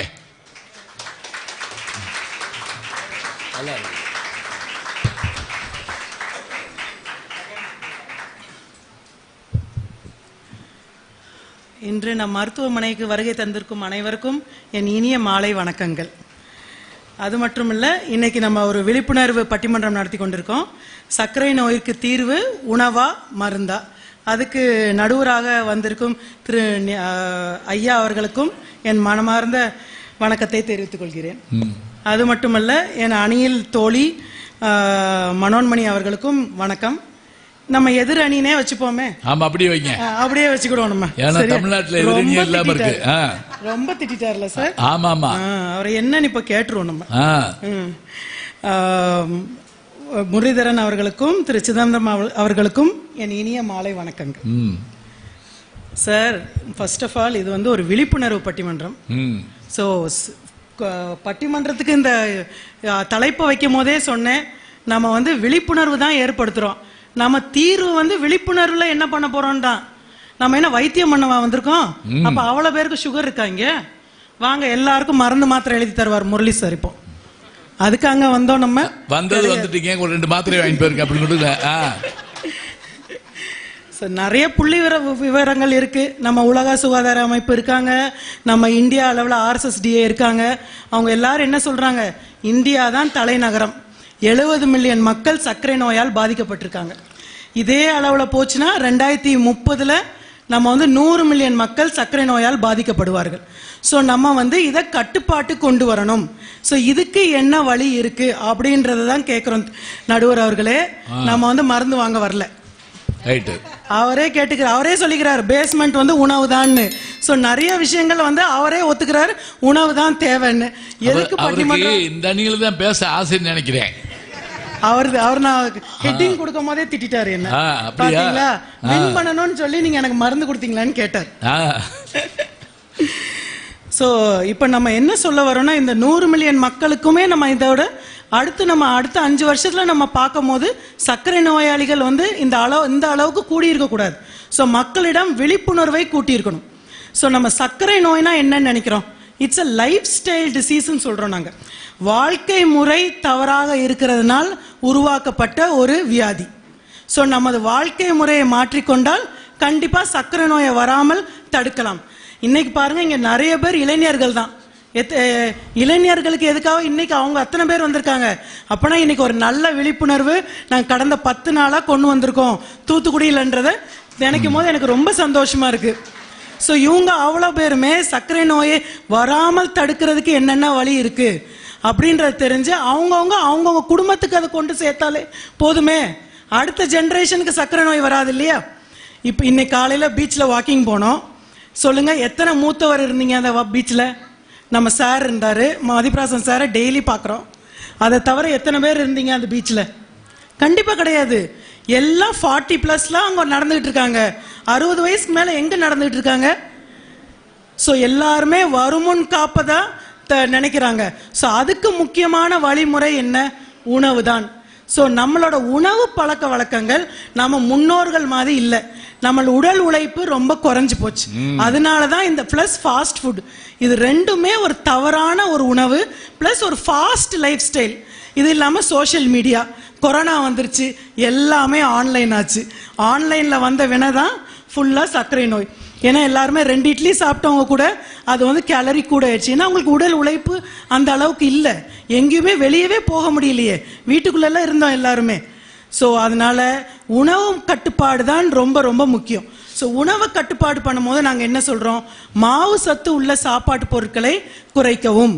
ஸோ ஒயிட்டாக என்னென்ன இருக்குது? சுகர், சால்ட், மைதா, சோறு, இது அவ்வளோத்தையுமே குறைச்சிருங்க அப்படின்னு சொல்கிறோம். இது சொல்லும் போது என்ன, அது தவிர நார் சத்து அதிகம் உள்ள பொருட்கள், காய்கறிகள், பழங்கள் எடுத்துக்கோங்க. அது வந்து அளவோடு எடுத்துக்கோங்கன்றத நிறைய எடுத்துக்கலாம். சோறு இதெல்லாமே அளவை கண்டிப்பாக நம்ம குறைச்சிடணும். ஆனால் இன்னைக்கு சனிக்கிழமை பாருங்க, நம்மளோட தூத்துக்குடி கல்ச்சர் என்ன, மதுரை கல்ச்சரும் அதே தான், புரோட்டா தான், பிரியாணி தான். யாராவது இங்கேருந்து வீட்டுக்கு போகும்போது புரோட்டா வாங்காமல் போவீங்களா? இங்கே இருக்க 50% மக்கள் கண்டிப்பாக புரோட்டா தான். இங்கே இருந்த கூட்டத்தை விட இப்போ ஆழ்வார் கடையில் கூட்டம் அதிகமாக இருக்கும். ஸோ புரோட்டா எடுத்துக்கணும்னு நம்ம நினைக்கும் போது கண்டிப்பாக அது வந்து மைதா புரோட்டாவா இல்லாமல் கோதுமை புரோட்டா. ஸோ மாற்று வழிகள் நிறைய இருக்குது. ஸோ அதுதான் நம்மளுக்கு ஹெல்தின்றதை நம்ம புரிஞ்சாலே போதும், நம்மளால் கண்டிப்பாக சர்க்கரை நோய் வராமல் தடுக்க முடியும். இதோட புரோட்டா பிரச்சனையே தீர்த்துட்டோம். நம்ம ஒரு ஃபங்க்ஷனுக்கு போகிறோம், அங்கே போனால் என்ன நடுவர் பண்ணுவோம்? பிரியாணி, சோறு, மட்டன் குழம்பு தான். காய்கறியை ஓரமாக வச்சுட்டு போவான். அவன்கிட்ட கொஞ்சம் கூட கேட்டு காய்கறிகள் அதிகமாக எடுத்துட்டு 3 ஸ்பூன் சாதம் சாப்பிட்ட இடத்துல 1 ஸ்பூன் சாதம் எடுத்துக்கோங்க. அப்படிங்கும்போது அன்னைக்கு நம்மளோட சர்க்கரை அளவும் கூடாது, நம்ம உடல் பருமனும் அதிகமாகாமல் நம்ம கண்டிப்பாக பார்த்துக்கலாம். ஸோ இதுக்காகவே நாங்கள் ஒரு ஆராய்ச்சி பண்ணுவோம் அப்படின்னு சொல்லி எங்கள் ஹாஸ்பிட்டலில் ஒன்று ஆரம்பித்தோம். இதோட ஒரு 1.5 வருஷமாக அதை ஃபாலோ பண்ணிகிட்ருக்கோம். அது ஒரு பெரிய டேட்டா பேஸாகவே நாங்கள் வச்சுருக்கோம். ஸோ சர்க்கரை நோயாளிகள் யாரெல்லாம் மருந்து மாத்திரைகள் இன்சுலினோட வர்றாங்க அவங்க அவ்வளோ பேருமே ஒரு உணவு கட்டுப்பாடு, ஸ்ட்ரிக்டான ஒரு உணவு கட்டுப்பாடு கொடுத்து 15 days ஒன்ஸ் அவங்கள ஃபாலோ பண்ணோம். இதில் ஒரு 70% மக்கள் என்ன ஆயிட்டுனா ஒரு 4 மாசத்துல இன்சுலின் போடாமல் இன்னைக்கு மாத்திரை மருந்துகளில் மட்டுமே எங்களால் கட்டுப்பாட்டில் கொண்டு வர முடிஞ்சது. வெறும் மாத்திரைகள் மட்டும் எடுத்துட்டு இருந்தவங்க 3 மாசத்துல மாத்திரை இல்லாமல் உடல் எடையும் குறைஞ்சு இன்னைக்கு ஆரோக்கியமாக கொண்டு போயிட்டு இருக்காங்க. இந்த சந்தோஷத்தை மருந்து கொடுக்குமா? அவர் என்ன சொல்றாரு? கால் புண்ணு வந்துருச்சு, இது வந்துருச்சு, அதெல்லாம் சொல்றாரு. சரி, நம்ம ஐசியூவில் பேஷண்ட் அட்மிட் பண்ணிட்டோம் ஹார்ட் அட்டாக்னு, அவனுக்கு 4 புரோட்டாவா கொடுத்துட்டு இருக்கோம் நடுவர் அவர்களே. அப்படி கேளுங்க, மருந்து கொடுக்குறோம், அங்கேயும் உணவு கட்டுப்பாடு தானே கொடுக்குறோம். நீங்க ஒரு இட்லி தானே சாப்பிட விடுறோம், ஒரு இடியாப்பம் சாப்பிட சொல்றோம், கொழுப்பு இல்லாத சாப்பாடு எடுத்துக்க சொல்றோம். அப்படிங்கும் போது நம்ம அங்கே புரோட்டா கொடுக்கல. யாருமே நடுவர் அவர்களே நான் இன்னைக்கு 4 புரோட்டா சாப்பிடணும், 1 கிண்ணம் அல்வா சாப்பிடணும் ஆசைப்படுவாங்க. சாப்பிட்டுட்டு நீங்க 4 வாட்டி இன்சுலின் ஊசி போடணும், கூட 4 மாத்திரை சாப்பிடணும்னு சொன்னா யாராவது சாப்பிடுவாங்களா? கண்டிப்பா யாரும் ஒத்துக்க மாட்டாங்க. ஸோ அப்படிங்கும் போது அதாவது அளவோடு அவங்க எடுத்துக்கிட்டாங்க. இன்னைக்கு புரோட்டா சாப்பிடணும்னு ஆசையா இருக்கு, ஒரு புரோட்டா சாப்பிட்றோம் நம்ம, ரைட்டு. அதுக்கப்புறம் நம்ம உடற்பயிற்சியை அடுத்த நாள் கூட ஒரு 10 நிமிஷம் கூட்டிக்கோங்க. ஸோ இப்படி தான் நம்ம பேலன்ஸ்டாக வாழ்க்கையை கொண்டு போக முடியுமே தவிர இது இல்லாமல் நம்மளால் கட்டுப்பாட்டு கண்டிப்பாக சர்க்கரை நோயை கொண்டு வர முடியாது. சர்க்கரை நோய் வராமலும் நம்ம தடுக்க முடியாது. இதனால் என்ன, மக்களுக்கு ரெட்ட லாபம். உணவுனால உள்ள செலவும் குறைஞ்சு போச்சு. மருந்து மாத்திரைகள் 10,000 ரூபாய்க்கு வாங்கிட்டு இருந்தவங்க இப்போ 2,000 ரூபாய்க்கு வாங்குறாங்க. ஸோ இது அவங்களுக்கு லாபம் தானே. ஸோ இப்போ வர மருந்து மாத்திரைகள்லாம் இன்சுலின் எல்லாமே விலையும் அதிகம் தான். ஸோ இதை நம்ம ப்ரொமோட் பண்ணுறது நம்ம வேலை இல்லை. மக்களோட ஆரோக்கியம் என்ன, அவங்களுக்கு என்ன தேவை, அதைத்தான் நம்ம சரி செய்யணுமே தவிர இதை நம்ம இது நல்லா சாப்பிடுங்க, 4 இட்லி சாப்பிடுங்கன்னு சொன்னாராம். எப்படிங்க 4 இட்லி சாப்பிட்டா என்னைக்கு சுகர் குறைய போகுது? கண்டிப்பாக கிடையாது. இதை தவிர உடற்பயிற்சி கண்டிப்பாக ஒரு பேஸ் தான். உடற்பயிற்சி நம்ம கண்டிப்பாக கரெக்டாக கொண்டு போகணும். ஸோ இதுக்காகவே நாங்கள் ஒரு ஃபார்முலா ஒன்று டெவலப் பண்ணோம். 40 வயசு ஆயிட்டனாலே கண்டிப்பாக நம்ம ஒரு 3 இட்லி எடுத்துக்கோங்க, அதை பற்றி ஒன்றும் இல்லை. தேங்காய் பொருளையும் அவாய்ட் பண்ணிடுறேன், தேங்காயும் ஒயிட்டு தான். இதே இது 50 வயசுக்கு போகிறோம், மெதுவாக கொஞ்சம் சாப்பாடை குறைங்க, 2 இட்லியாக மாற்றிக்கோங்க. ஸோ மெதுவாக எல்லாமே மெதுவாக நான் செய்யுங்க. இன்னைக்கு நைட்டா அப்படி தான் பண்ணுவாங்க. அந்த கீட்டோ டயட்லாம் அவர் சொல்கிறாரு, கீட்டோ டயட் செய்கிறோம், இதை சாப்பிட்றோம் அப்படின்னு ஒரே மாதத்தில் 10 கிலோ குறைஞ்சவங்க இருக்காங்க. அதே இது அடுத்த மாதம் அவங்க கொஞ்சம் சாப்பிட ஆரம்பித்தோன்னே அதே லெவலில் அடுத்த மாதமே 5 கிலோ கூடிரும். ஸோ எல்லாத்துலேயுமே ஒரு டைம் எடுத்து நிதானம் ரொம்ப முக்கியம். அவசரப்பட்டு நம்ம மருந்து மாத்திரைகள் சாப்பிட்ற லெவலுக்கு கண்டிப்பாக நம்மளுக்கு அப்படி ஒரு பின்விளைவு வந்துருச்சு, லேட்டாக தான் பேஷண்ட்டை பார்க்குறோம். கண்டிப்பாக மருந்து மாத்திரை அக்யூட்டான ஸ்டேஜுக்கு தேவை. ஆனாலும் அவங்களோட பேஸ் என்னது, உணவு முறையும் உணவு கட்டுப்பாடு தான் ரொம்ப முக்கியம். அது தவிர உடற்பயிற்சி அதை நம்ம கண்டிப்பாக கொண்டு சேர்க்கணும். நடுவர்களே, நம்மளே தப்பான வழியை காமிச்சா எப்படி? ஸோ நம்மளுக்கு சர்க்கரை நோய்க்கு விடிவு உணவு தான், உணவே தான் மருந்து என்று கூறி என் உரையை முடித்துக் கொள்கிறேன். நன்றி, வணக்கம். அருமையா சொன்னாங்க. எப்ப பார்த்தாலும் ஐசியூக்கு போக வேண்டாம், அதான் முக்கியமான வார்த்தை. நல்லா இருக்கீங்களா டாக்டர், ஐசியூக்கு வா. சும்மா உங்களை பார்க்க வந்தேன் டாக்டர். எனக்கு ஒரு அனுபவம் தெரியுங்களா, ஒரு தடவை டாக்டரை போய் பார்க்க போயிருந்தேன் ஒரு 30 வருஷத்துக்கு முதல்ல. உட்காருங்க, திரும்புனேன், இருமுனேன், சட்டை கழட்டி கக்கத்தில் வச்சுக்கிட்டேன். சொல்லுங்க என்ன செய்யுதுனாரு, உங்களுக்கு கல்யாண பத்திரிக்கை கொடுக்க வந்தேன் அப்படி சொன்னேன். சரி, எப்போ இருந்தாலும் என் இடத்த வரணும் அப்படின்னாரு. யார் இருக்கா எனக்கு, உங்க இடத்த வருவேன். என்னன்னாலும் கேட்க வேண்டாமா, அம்புட்டு என்னைய செய்ய வச்சுட்டாரு. அவங்க சொன்ன மாதிரி நாங்கள் படிப்படியாக சில விஷயங்கள் சொல்கிறோம். அதில் வாழ்க்கை முறைன்னாங்க, லைஃப் ஸ்டைல். இந்த ஆன்லைன் வந்தபோது நாங்கள்லாம் பட்டப்பாடு. ஆன்லைன் மீட்டிங் வேறு. நாங்கள் ஆன்லைன் மீட்டிங்கில் என்ன நஷ்டம் தெரியுங்களா, யாரும் கவனிக்க மாட்டாங்கன்னு சொல்கிறோம்ல, அது அப்படியே நடக்கும். பெரும்பாலும் பாடம் நடத்துகிறப்போ ஒரு கிளவி உட்காந்து கேட்டுக்கிட்டு இருக்கோம், அந்த பையன் படுத்து தூங்குவேன். எதில், ஸ்கூலில். நான் ஒரு கூட்டத்தில் பேசுகிறேன் ஆன்லைனில், அந்த பக்கம் மியூட் பண்ணாம விட்டாங்க.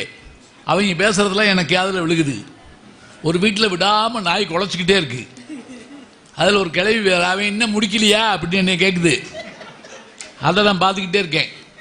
அதை காட்டிலும் கொடுமை என்ன தெரியுங்களா, ஒருத்தர் ஹேண்ட் ஃபோனில் வச்சுக்கிட்டு அதை கையில் வச்சுக்கிட்டே என்னை பார்த்துக்கிட்டு இருக்காரு. அதோடு இருந்தால் பரவாயில்லைங்க, முந்திரி பருப்பு திங்கிறாரு, ஹார்லிக்ஸ் கொடுக்குறாரு, சிக்கன் எடுத்து இப்படி இதெல்லாம் நான் பார்த்துக்கிட்டே பேசிக்கிட்டு இருக்கேன். திடீர்னு எந்திரிச்சு போகிறாரு, அது கையில் இப்படி போகுது, அப்படி வருது, எது ஹேண்ட் ஃபோனு. எனக்கு என்ன பயம்னா அவர் அப்படியே பாத்ரூம் போயிட்டாரு, என்ன பண்ணுறது அப்படின்னு யோசிச்சுட்டு இருந்தேன். ஆன்லைன் இப்படி தான் அட்டன் பண்ணுவாங்களா, என்ன சொல்கிறது. இதெல்லாம் வந்த பிறகு நம்மளால் என்ன செய்ய முடியல, ஒழுங்காக உணவு கட்டுப்பாடு செய்ய முடியல. அதை சரி பண்ணிக்கிட்டே வந்தால் பண்ணலாம் அப்படிங்கிறதுக்கு அழகாக சொன்னாங்க. அந்த உணவு கட்டுப்பாட்டு எப்படிப்பட்டதாக இருக்க வேண்டும்ங்கிறதுக்கு விளக்கமாக சொல்லியிருக்காங்க. அவர்களுக்கு நம்முடைய அருமையான பாராட்டை மகிழ்வோடு தெரிவித்து, என்னதான் உணவு இருந்தாலும் மருந்து வேணுமா இல்லையா என்று பேசுவதற்காக இப்போ மருத்துவர்கள் பேசிட்டாங்க, தமிழாசிரியர்கள் பேச்சாளர்கள் பேச வர்றாங்க. அதே நேரம் தான் பேசணும். சரி, பேராசிரியர் டாக்டர் நம்முடைய சிதம்பரம் அவர்கள் வருகிறார்கள். மருந்து தான் விடிவு என்று பேசுவதற்கு.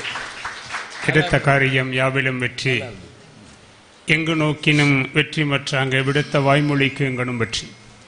ஒரு அருமையான பட்டிமண்டபத்தினுடைய நடுவராக இருந்து மிக சிறப்பாக நடத்தி கொண்டிருக்கிற நடுவர் பெருந்தகை அவர்களே, எனதணியின் சார்பாகவும் எதிரணியின் சார்பாகவும் பேசுவதற்காக அமர்ந்திருக்கிற சான்றோர் பெருமக்களே, அரங்கத்தில் அமர்ந்து ஒரு அருமையான பட்டிமண்டபத்தை கேட்டு ரசித்து கொண்டிருக்கிற பெரியோர்களே, அத்துணை பேரையும் வணங்கி மகிழ்வதில் நான் பெரிதும் மகிழ்ச்சி அடைகிறேன். நடுவர் அவர்கள் பேசுகிற பொழுதும் டாக்டர் ஆர்த்திகண்ணன் அவர்கள் பேசுகிற பொழுதும் ஒரு செய்தியை திரும்ப திரும்ப சொன்னாங்க.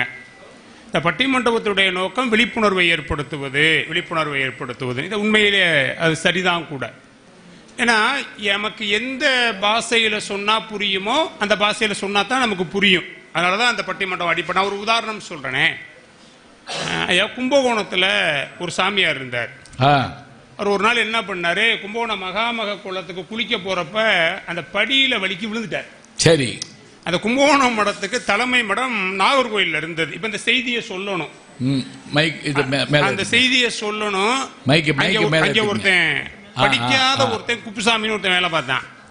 அந்த மேனேஜர் கூப்பிட்டாரு, இங்க வா, இந்த செய்தியை போய் நீ நாகர்கோயில்ல போய் சொல்லிட்டு வா, நான் சொன்ன மாதிரி சொல்லணும்னு அவர் சொன்னார். இப்ப ஆரம்பிச்சார். இங்க பாருங்க, ராமானுஜதாச மணவாள சுவாமிகள் திருக்குளத்தில் திருப்பாதம் வலிக்கு திருக்கால் உடைந்து திருமடத்தில் பள்ளி கொள்கிறார் போய் சொல்லலாம்.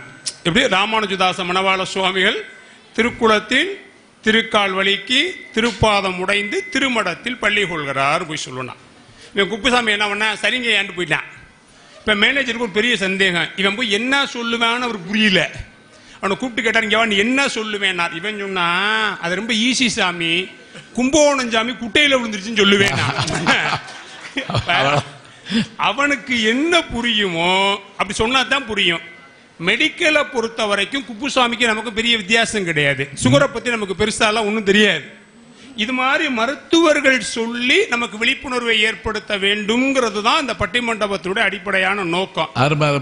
இந்த அம்மா உணவுன்னு பேசுறாங்க, நாங்க இல்லைன்னு மறுக்கல. ஒரு ஆச்சரியம் பாத்தீங்களா, என்ன உணவே மருந்தா? ஐயா ஒரு பெரிய ஆச்சரியம். தலைப்பு மருந்து உணவுன்னு ரெண்டா இருக்க மாதிரி உங்களுக்கு தெரியும். தலைப்பு ஒண்ணுதான், உணவே மருந்து. உணவே உணவுன்னு யாரும் சொல்றது இல்ல.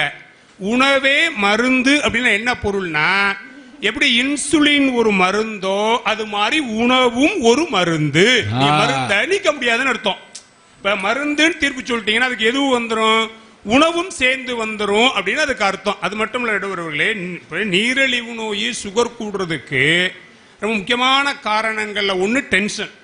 இப்ப உங்க உட்கார்ந்து இருக்காங்களா, அது மாதிரி ஒரு டென்ஷன். நீங்க டென்ஷன் நமக்கு தான் வரும் நினைக்காதீங்க, டாக்டர்களுக்கு அதை விட அதிகமா வரும். எனக்கு தெரிஞ்சு ஒரு டாக்டர் ஒருத்தர் இருக்கிறார். அவர்கிட்ட போய் ஒரு நாள் சொன்னேன், சார் நாங்களாவது பசங்களை சமாளிக்கிறோம், கஷ்டப்படுறோம், உங்களுக்கு என்ன டாக்டர் வரப்போறாரு, நோயை கண்டுபிடிக்க போறீங்க, மருந்து எழுதி கொடுக்க போறீங்க, உங்களுக்கு என்ன பிரச்சனை? அவர் சொன்னார், அப்படி உட்காருங்க நீ ஒரு நிமிஷம். உட்கார்ந்துருந்தேன். ஒரு 75 வயசு பெரிய ஒருத்தர் வந்தார். உங்க டாக்டர் உட்காருங்கன்னார். உங்களுக்கு என்ன பண்ணுது அப்படின்னு கேட்டார். இப்போ ஒரு பெரியவர் கேட்டார், எனக்கு என்ன பண்ணுதுன்னு கேட்டு மருத்துவம் பார்க்கத்தான் நீங்க எம்பிபிஎஸ் படிச்சிருக்கீங்களாகும். ஒரு கேள்வியை பாருங்க, நீங்க இதுக்கு தான் படிச்சு அப்படிங்க கேட்டா தான் வைத்தியம் பண்ண முடியும். கேட்காம வைத்தியம் பண்ற ஒருத்தர் பக்கத்து தெருவில் இருக்கிறார், அவரை போய் பார்த்துட்டு வாங்கினார். போன பெரியவர் ரொம்ப வேகமா திரும்பி வந்து எப்படி நீங்க அனுப்பிடுவே அப்படி சண்டை போட்டார். இவர் கேட்டார் என்ன பிரச்சனை, அவர் மாட்டு டாக்டர், அவர் தான் என்ன பண்ண முடியும், கேட்காம வைத்தியம் பார்க்க முடியும். உடனே அவ்வளவு கோபம் அவருக்கு. இப்ப டாக்டர் சொன்னா பரவாயில்ல உட்கார், என்ன பண்ணுது உங்களுக்குன்னார். ஒன்றும் இல்லை வலது முழங்கால் வலிக்குது. டாக்டர் கேட்டார் என்ன வயசாகுது, 75 வயசாகுது. அப்போ வலிக்கும். 75 வயசான வலது முழங்கால் வலிக்கும். இப்ப டாக்டரை பார்த்து இவர் ஒரு கேள்வி கேட்டார், இடது முழங்காலுக்கு 75 வயசு தானே ஆகுது, ஏன் வலிக்கலைன்னார். இப்ப டாக்டர் நெஞ்ச புடிச்சிட்டார். இவருக்கு டென்ஷன், என்ன பதில் சொல்றதுன்னு. இவர் பெரியவர் சொல்றார், என்ன நெஞ்சு வலிக்குத, ஒன்னும் கவலைப்படாதீங்க, அது சும்மா கேஸ் ட்ரபிளா இருக்கும், போய் வீட்டுல சுக்கு காப்பி வச்சு கொடுங்க. இந்த டென்ஷனை நீங்க தீக்கிறதுக்கு மருந்து பயன்படுமா, இல்ல டென்ஷனா இருக்கீங்கிறதுக்காக ஒரு அரைக்குள்ள கேப்பக்குள்ள கொண்டாந்து கொடுத்து இந்தாங்க இதை குடிங்க உடனே சரியாயிரும் சொன்னா அது சரியாகுமா? சில விஷயங்கள் மருந்தால தான் தீர்க்க முடியும்னா அதை மருந்தால தான் தீர்க்க முடியும், வெறும் உணவால மட்டுமே தீர்க்க முடியும். இன்னொரு பெரிய சிக்கல் இருக்கு, என்ன தெரியுங்களா? ஒரு 50 வருடங்களுக்கு முன்னாடி இருந்த மாதிரி உணவு இப்ப இல்ல. நீங்க கிராமங்கள்ல வாய்க்கால்ல தண்ணி ஓடும், ரொம்ப வேகமா தண்ணியை விலக்கி விட்டுட்டு அள்ளி குடிச்ச ஒரு காலம் இருந்ததா இல்லையா? நானே குடிச்சிருக்கேன். எங்க வயல்ல தண்ணியை அப்படி இது பண்ணிட்டு முகத்தை கழுவிட்டு அந்த தண்ணி அள்ளி குடிச்சிருக்கேன். இன்னைக்கு நீங்க குடிக்க முடியுமா? எல்லாம் உரம். நீங்க வரலாறு முக்கியம். நான் ஒரு செய்திக்காக நான் ஒரு வரலாறு சொல்றேன். இந்த 2ஆம் உலகப் போர் நடந்ததுல ரொம்ப முக்கியமான செய்தி எது நடந்த பொழுது பாதிக்கப்படாத ஒரு நாடு அமெரிக்கா. நீங்க ஜெர்மன் பாதிக்கப்பட்டது, இந்தியா பாதிக்கப்பட்டது, பிரிட்டன் பாதிக்கப்பட்டது, அமெரிக்கா பாதிக்கப்படல. அமெரிக்கா என்ன செஞ்சது தெரியுமா? அதுக்கு பதிலா அமெரிக்க முதலாளிகள் நிறைய வெடிமருந்துகளை வாங்கி சேகரிச்சு வச்சாங்க, வியாபாரம் பண்ணலான்னு. ஆனா 2ஆம் உலகத்தை அவங்க எதிர்பார்த்ததுக்கு முன்னாடியே முடிஞ்சு போயிடுச்சு. இப்ப என்ன பிரச்சனை, வெடிமருந்து சேமிச்சதெல்லாம் அப்படியே இருந்தது. அமெரிக்காவினுடைய வசந்த காலம் தொடங்குச்சு. அமெரிக்காவில் வசந்த காலம் தொடங்கணும்னா 2 அறிகுறி. ஒன்னு என்ன தெரியுமா? ஓக் மரங்கள் பூக்கணும், ராபின்ஹுட் பறவைகள் பாடணும். அந்த வசந்த காலத்துல ராபின்ஹுட் பறவைகள் பாடுச்சு, ஆனால் ஓக் மரங்கள் பூக்கல. உடனே ஒரு கமிட்டியை போட்டா அமெரிக்கா போட்டு என்ன ஆராய்ச்சி பண்ணா, எதுக்காக வசந்த காலத்தில் பூக்க வேண்டிய ஓக் மரங்கள் பூக்களைன்னு ஆராய்ச்சி செய்யுங்கள்னா. ஆராய்ச்சி செஞ்ச அந்த கமிட்டி ஒரு முடிவு சொன்னது, ஓக் மரங்களினுடைய மலர்களை சாப்பிடுகிற ஒரு பூச்சி இனம் உருவாயிருக்கு, புழு. அதனாலதான் உடனே அதை என்னடா பண்றதுன்னா, இந்த முதலாளிகள் இருக்காங்கல்ல, யார் வெடிமருந்தை சேர்த்து வச்ச முதலாளி, இந்த முதலாளி எல்லாம் சேர்ந்து சொன்னா பூச்சியை அழிப்பதற்கு நாங்கள் பூச்சிக்கொல்லு மருந்து தயாரிக்கிறோம்னு தயாரிச்சான். எல்லாத்தையும் இந்த ஓக் மரங்கள்ல மேல தெளிச்சு விட்டான். மறு வருடம் வசந்த காலம் வந்தது, ஓக் மரங்கள் பூத்தது, ஆனால் ராபின்ஹுட் பறவைகள் பாடல. இப்ப அமெரிக்க அரசாங்கத்துக்கு அடுத்த ஒரு பெரிய பிரச்சனை ஆரம்பிச்சது. என்னடா ஓக் மரங்கள் பூத்துருச்சு, ஆனால் வசந்த காலத்தின் வருகையாக இருந்த ராபின்ஹுட் பறவைகள் ஏண்டா பாடலேன்னு அதுக்கு ஒரு கமிட்டியை போட்டான். அதுக்கு கமிட்டியை போட்டு ஆராய்ச்சி ஒன்று ஒரு பெரிய முடிவை கண்டுபிடிச்சான். இந்த பூச்சிக்கொல்லி மருந்து இருக்கு இல்லையா, அந்த பூச்சிக்கொல்லி மருந்த ஓக் மரங்கள் மேல தெளிச்சான்ல, தெளிச்ச உடனே அந்த இருந்த பூச்சிகள் எல்லாம் இறந்து கீழே விழுந்துடுச்சு. இறந்து கீழே விழுந்த பூச்சிகளை ராபின்ஹுட் பறவைகள் சாப்பிட்டுச்சு. இந்த பூச்சிக்கொல்லி மருந்து என்ன பண்ணுச்சு, ராபின்ஹுட் பறவைகளுடைய குரவலையை அறுத்துடுச்சு. ராபின்ஹுட் பறவைகள் பாடல. மக்களுக்கு இந்த உண்மை தெரிஞ்ச உடனே பெரிய புரட்சியும் போராட்டமும் பண்ணான். உடனே அமெரிக்க அரசு என்ன பண்ணுச்சு தெரியுமா, இந்த பூச்சிக்கொல்லி மருந்துகளை அமெரிக்காவில் தயார் செய்யக்கூடாது என்று ஒரு ஆர்டர் போட்டுச்சு.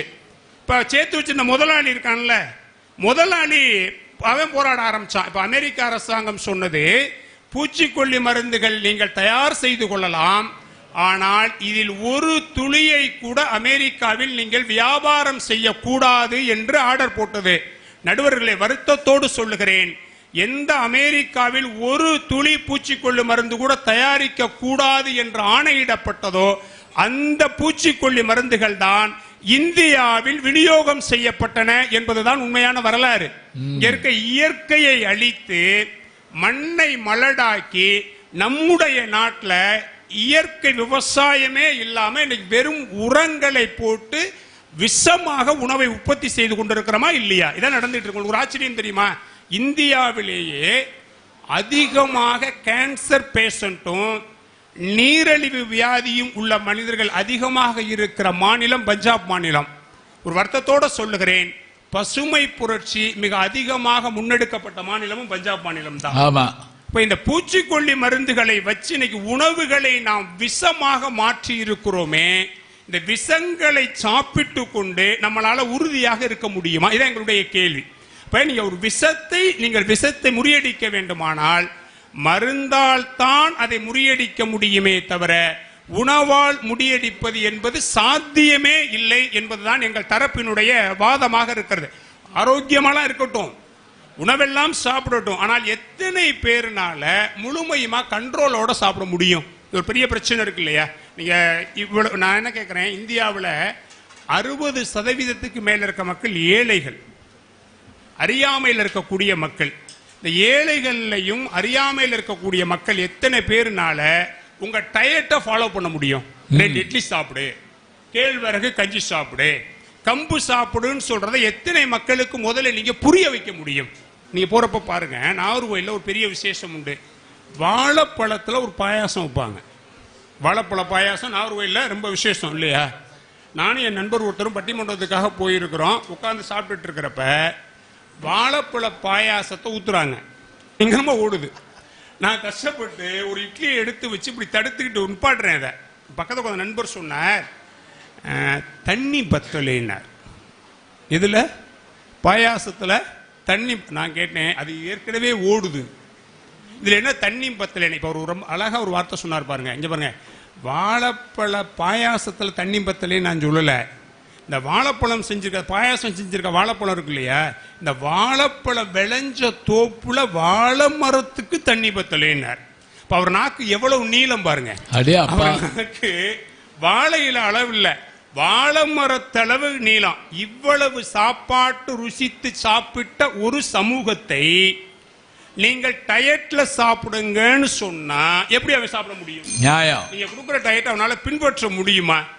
நீங்க உணவு கட்டுப்பாடோட இருடா, காலையில 2 இட்லி சாப்பிடுறான்னு சொன்னீங்கன்னா எப்படி இந்த சமூகத்தினால சாப்பிட முடியும்? ஏன்னா நம்ம சாப்பிடுறதுக்காகவே வாழ்றவங்க. உலகத்தை எல்லா பேரும் வாழ்றதுக்கு சாப்பிடுவான். ஆனா நம்ம என்ன சமூகம்னா, எத்தனை நாட்டுல சார் இத்தனை வகை ரசம், இத்தனை வகை கூட்டு, ஊறுகாயே 32 ஊறுகாய். கொஞ்சம் பேர் ஊறுகாய காய்கறியா சாப்பிடுவாங்க பாத்துருக்கீங்களா நீங்க? எத்தனை நாட்டுல இது இருக்கு. அப்ப இது எல்லாம் வாழ்கிற ஒரு பண்பாடு. எனக்கு நமக்கு என்ன பிரச்சனை? நம்முடைய பண்பாடு சார்ந்த சமூகம் என்பது பிரச்சனை. நமக்கு உணவு என்பது உணவல்ல, அது விருந்து. ஒவ்வொரு வேளை உணவையும் விருந்தாக சாப்பிடுகிற சமூகம் நம்ம சமூகம். நம்ம சமூகத்துல ஏன் இந்த பிரச்சனைகள் சுகர்லாம் கூடிட்டு இருக்குன்னா, மக்களுடைய அறியாமை இருக்கிறது. உணவு அதிகமாக சாப்பிட பழகின ஒரு பண்பாட்டு எச்சம் நம்மள்ட்ட இன்னமும் இருந்துகிட்டே இருக்கு. இவங்கள்ட்ட நீங்க சொல்ற அந்த டயட்டை எல்லாம் கண்ட்ரோல் பண்ணுவது என்பது அவ்வளவு எளிமையான விஷயம் இல்லை, கஷ்டமான. 2 விஷயம் சொல்லுகிறேன். ஒன்று, நம்முடைய பழக்க வழக்கங்களை மாற்றி இவர்களை டயட்டுக்குள் கொண்டு வருவது என்பது அவ்வளவு எளிமையான காரியம் இல்லை. ஒன்று. இரண்டாவது, ஒருவேளை உணவைத்தான் நீங்கள் பரிந்துரைப்பீர்களேயானால் அந்த உணவும் கூட இன்று விஷமாக மாறி இருக்கிறது.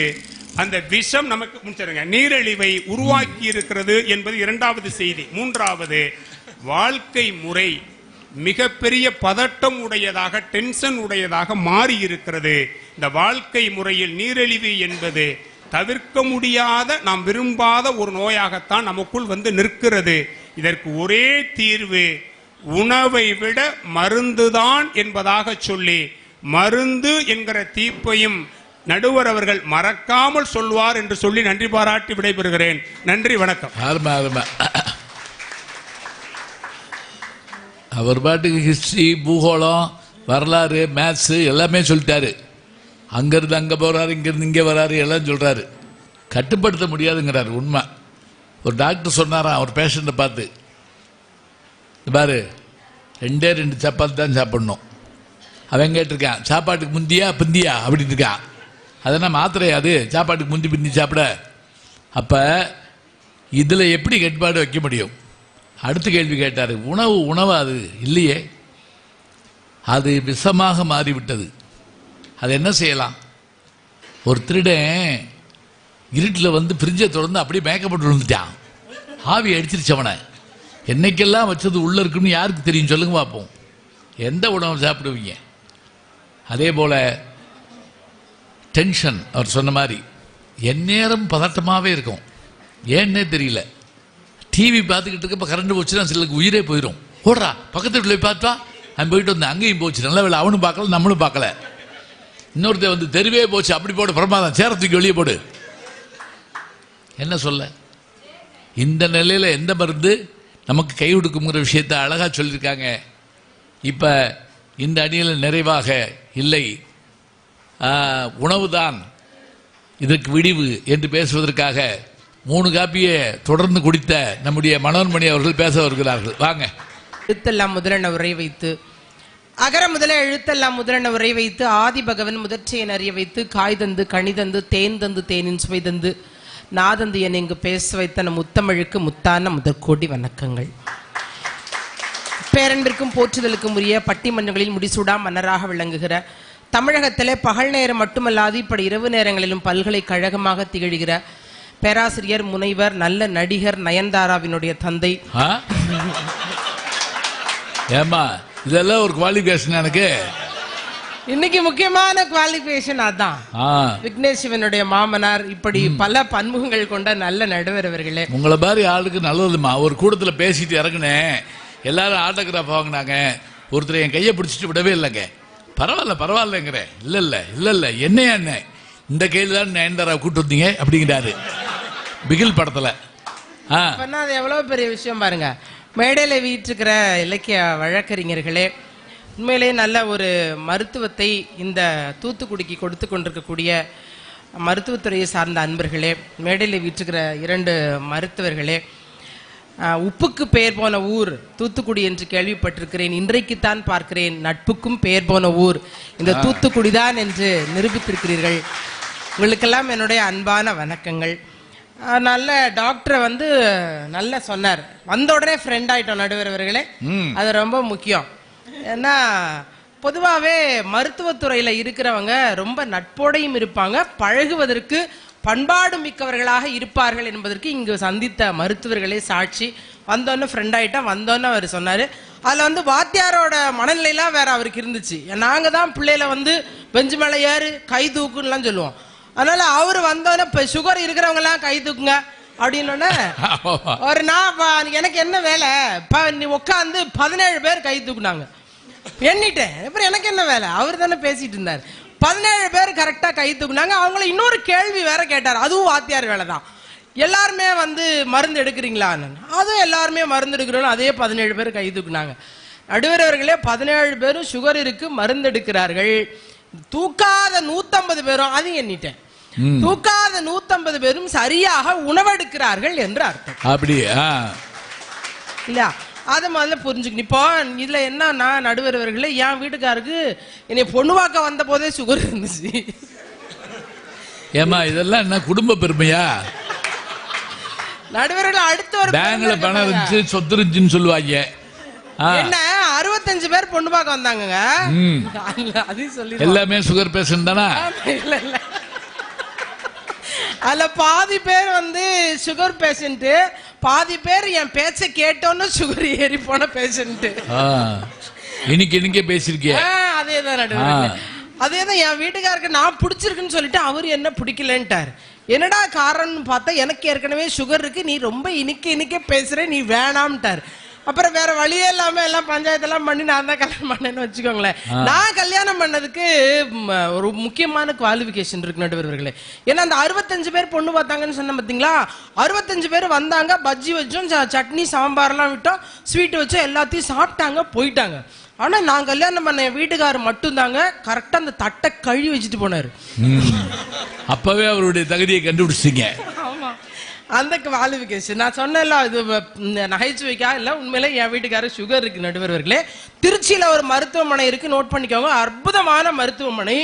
4 நாள்ல சுகரை 520 இருந்த சுகர் அப்படியே இறக்கி 200க்கு கீழே வந்துருச்சுன்னு எனக்கு தெரிஞ்ச ஒரு நண்பர் சொன்னாங்க. அடடா இப்படி ஒரு மருத்துவமனை இருக்கா, நாமளும் இவருக்கும் 480 போயிடுச்சு, சரி போய் சேர்த்துருவோமே. நீங்க எவ்வளவு செலவு பண்ணீங்கன்னா 4 நாள் வச்சிருந்ததுக்கு 54,000 ரூபான்னாங்க. சரி இவருக்கு 480 எகிரிச்சு, சரி பரவாயில்லன்னு சொல்லிட்டு நானும் கொண்டு போய் சேர்த்தேன். அவங்க ஒரு கண்டிஷன் என்ன சொன்னாங்க, அட்டெண்டர் இருக்கக்கூடாதுன்னாங்க. நான் சொன்னேன் அதெல்லாம் இங்கே நடக்காது, எனக்கு காலேஜ் லீவு தான், 4 நாள் தானே நான் இருக்கேன்னு கூட இருந்தேன். அதே போல 54,000 பணம் கட்டின நடுவர் 136க்கு அந்த மருத்துவமனையில கொடுத்த அந்த மருந்துனால 136 இறங்கிருச்சு. கை தட்டுங்க. உடனே இப்ப அவர் பாக்குறாரு, பாத்தீங்களா தலைப்பு மாறி இந்த அம்மா பேசுது போல அப்படின்னு நினைக்கிறாரு. இல்லங்க, நான் என்ன நடக்குதுன்னு போய் பார்த்தேன். அதே மெட்ஃபார்மின் மாத்திரம் தான் கொடுத்தாங்க, அதுல எந்த மாற்றமும் இல்ல. உடால அப்பப்பைக்கு ஒரு டெஸ்ட் மட்டும் நடந்துச்சு. காலையில கரெக்டா கம்மங்குழு கேழ்வரகு, நைட்டுக்கு 2 சப்பாத்தி, மத்தியானம் 4 வகை காய்கறிகள். சுகர் இருக்கிறவங்க எந்த காய்கறியை சாப்பிட முடியுமோ அதை மட்டும் இந்த அளவு கரெக்டா பாத்துக்கோங்க. 4 காய்கறி தட்டுல இருக்கு, அதுல ஒரு காய்கறி அளவு மட்டும்தான் ரைஸ் இருக்கு. ரைஸ் இருந்தது. சுருக்கமா உங்க சமையல் இல்ல, அவ்வளவுதான் இருந்தது. நடுவர்களே இதைத்தான் மத்தியானம் கொடுத்தாங்க. இது அப்படியே 4 நாள் இருந்து பார்த்துட்டு வீட்டுக்கு கூட்டிட்டு வந்துட்டு அவருக்கு சுகர் இறங்கிருச்சு. இதைத்தான் இப்ப நான் கடைபிடிக்கிறேன். அந்த மருந்தை விட்டாச்சு, அந்த உணவு முறையை மட்டும்தான் கடைபிடிக்கிறேன். அந்த உணவு முறையை தெரிஞ்சுக்கிறதுக்கு தான் 54,000. ஓஹோ, 54,000 என்னன்னு தெரிஞ்சுக்கிறேன் அப்படின்னு. இதுல அடுத்த ஒரு ஹைலைட் இருக்கு பாருங்க. 136 கீழே குறைச்சு கொண்டு வந்து வீட்டுல விட்டா, நான் காலேஜுக்கு போயிட்டேன், என் பையன் ஸ்கூல் வர்ற வழியில பாக்குற போய் ஸ்வீட் கடையில போய் உட்கார்ந்துருக்காரு. ஸ்வீட் கடையில போய் 1/4 கிலோ அல்வா வெட்டு, அப்புறம் 1/4 கிலோ அல்வா கட்டு அப்படின்னு 1/4 கிலோ அல்வாவை அங்கேயே உட்காந்து சாப்பிட்டுட்டு 1/4 கிலோ அல்வா கட்டி கேரி பையில ஆட்டிக்கிட்டு வீட்டுக்கு வராருங்க. வந்து சாப்பிட்டாரு, திருப்பி ஏறிச்சு சுகர் 470.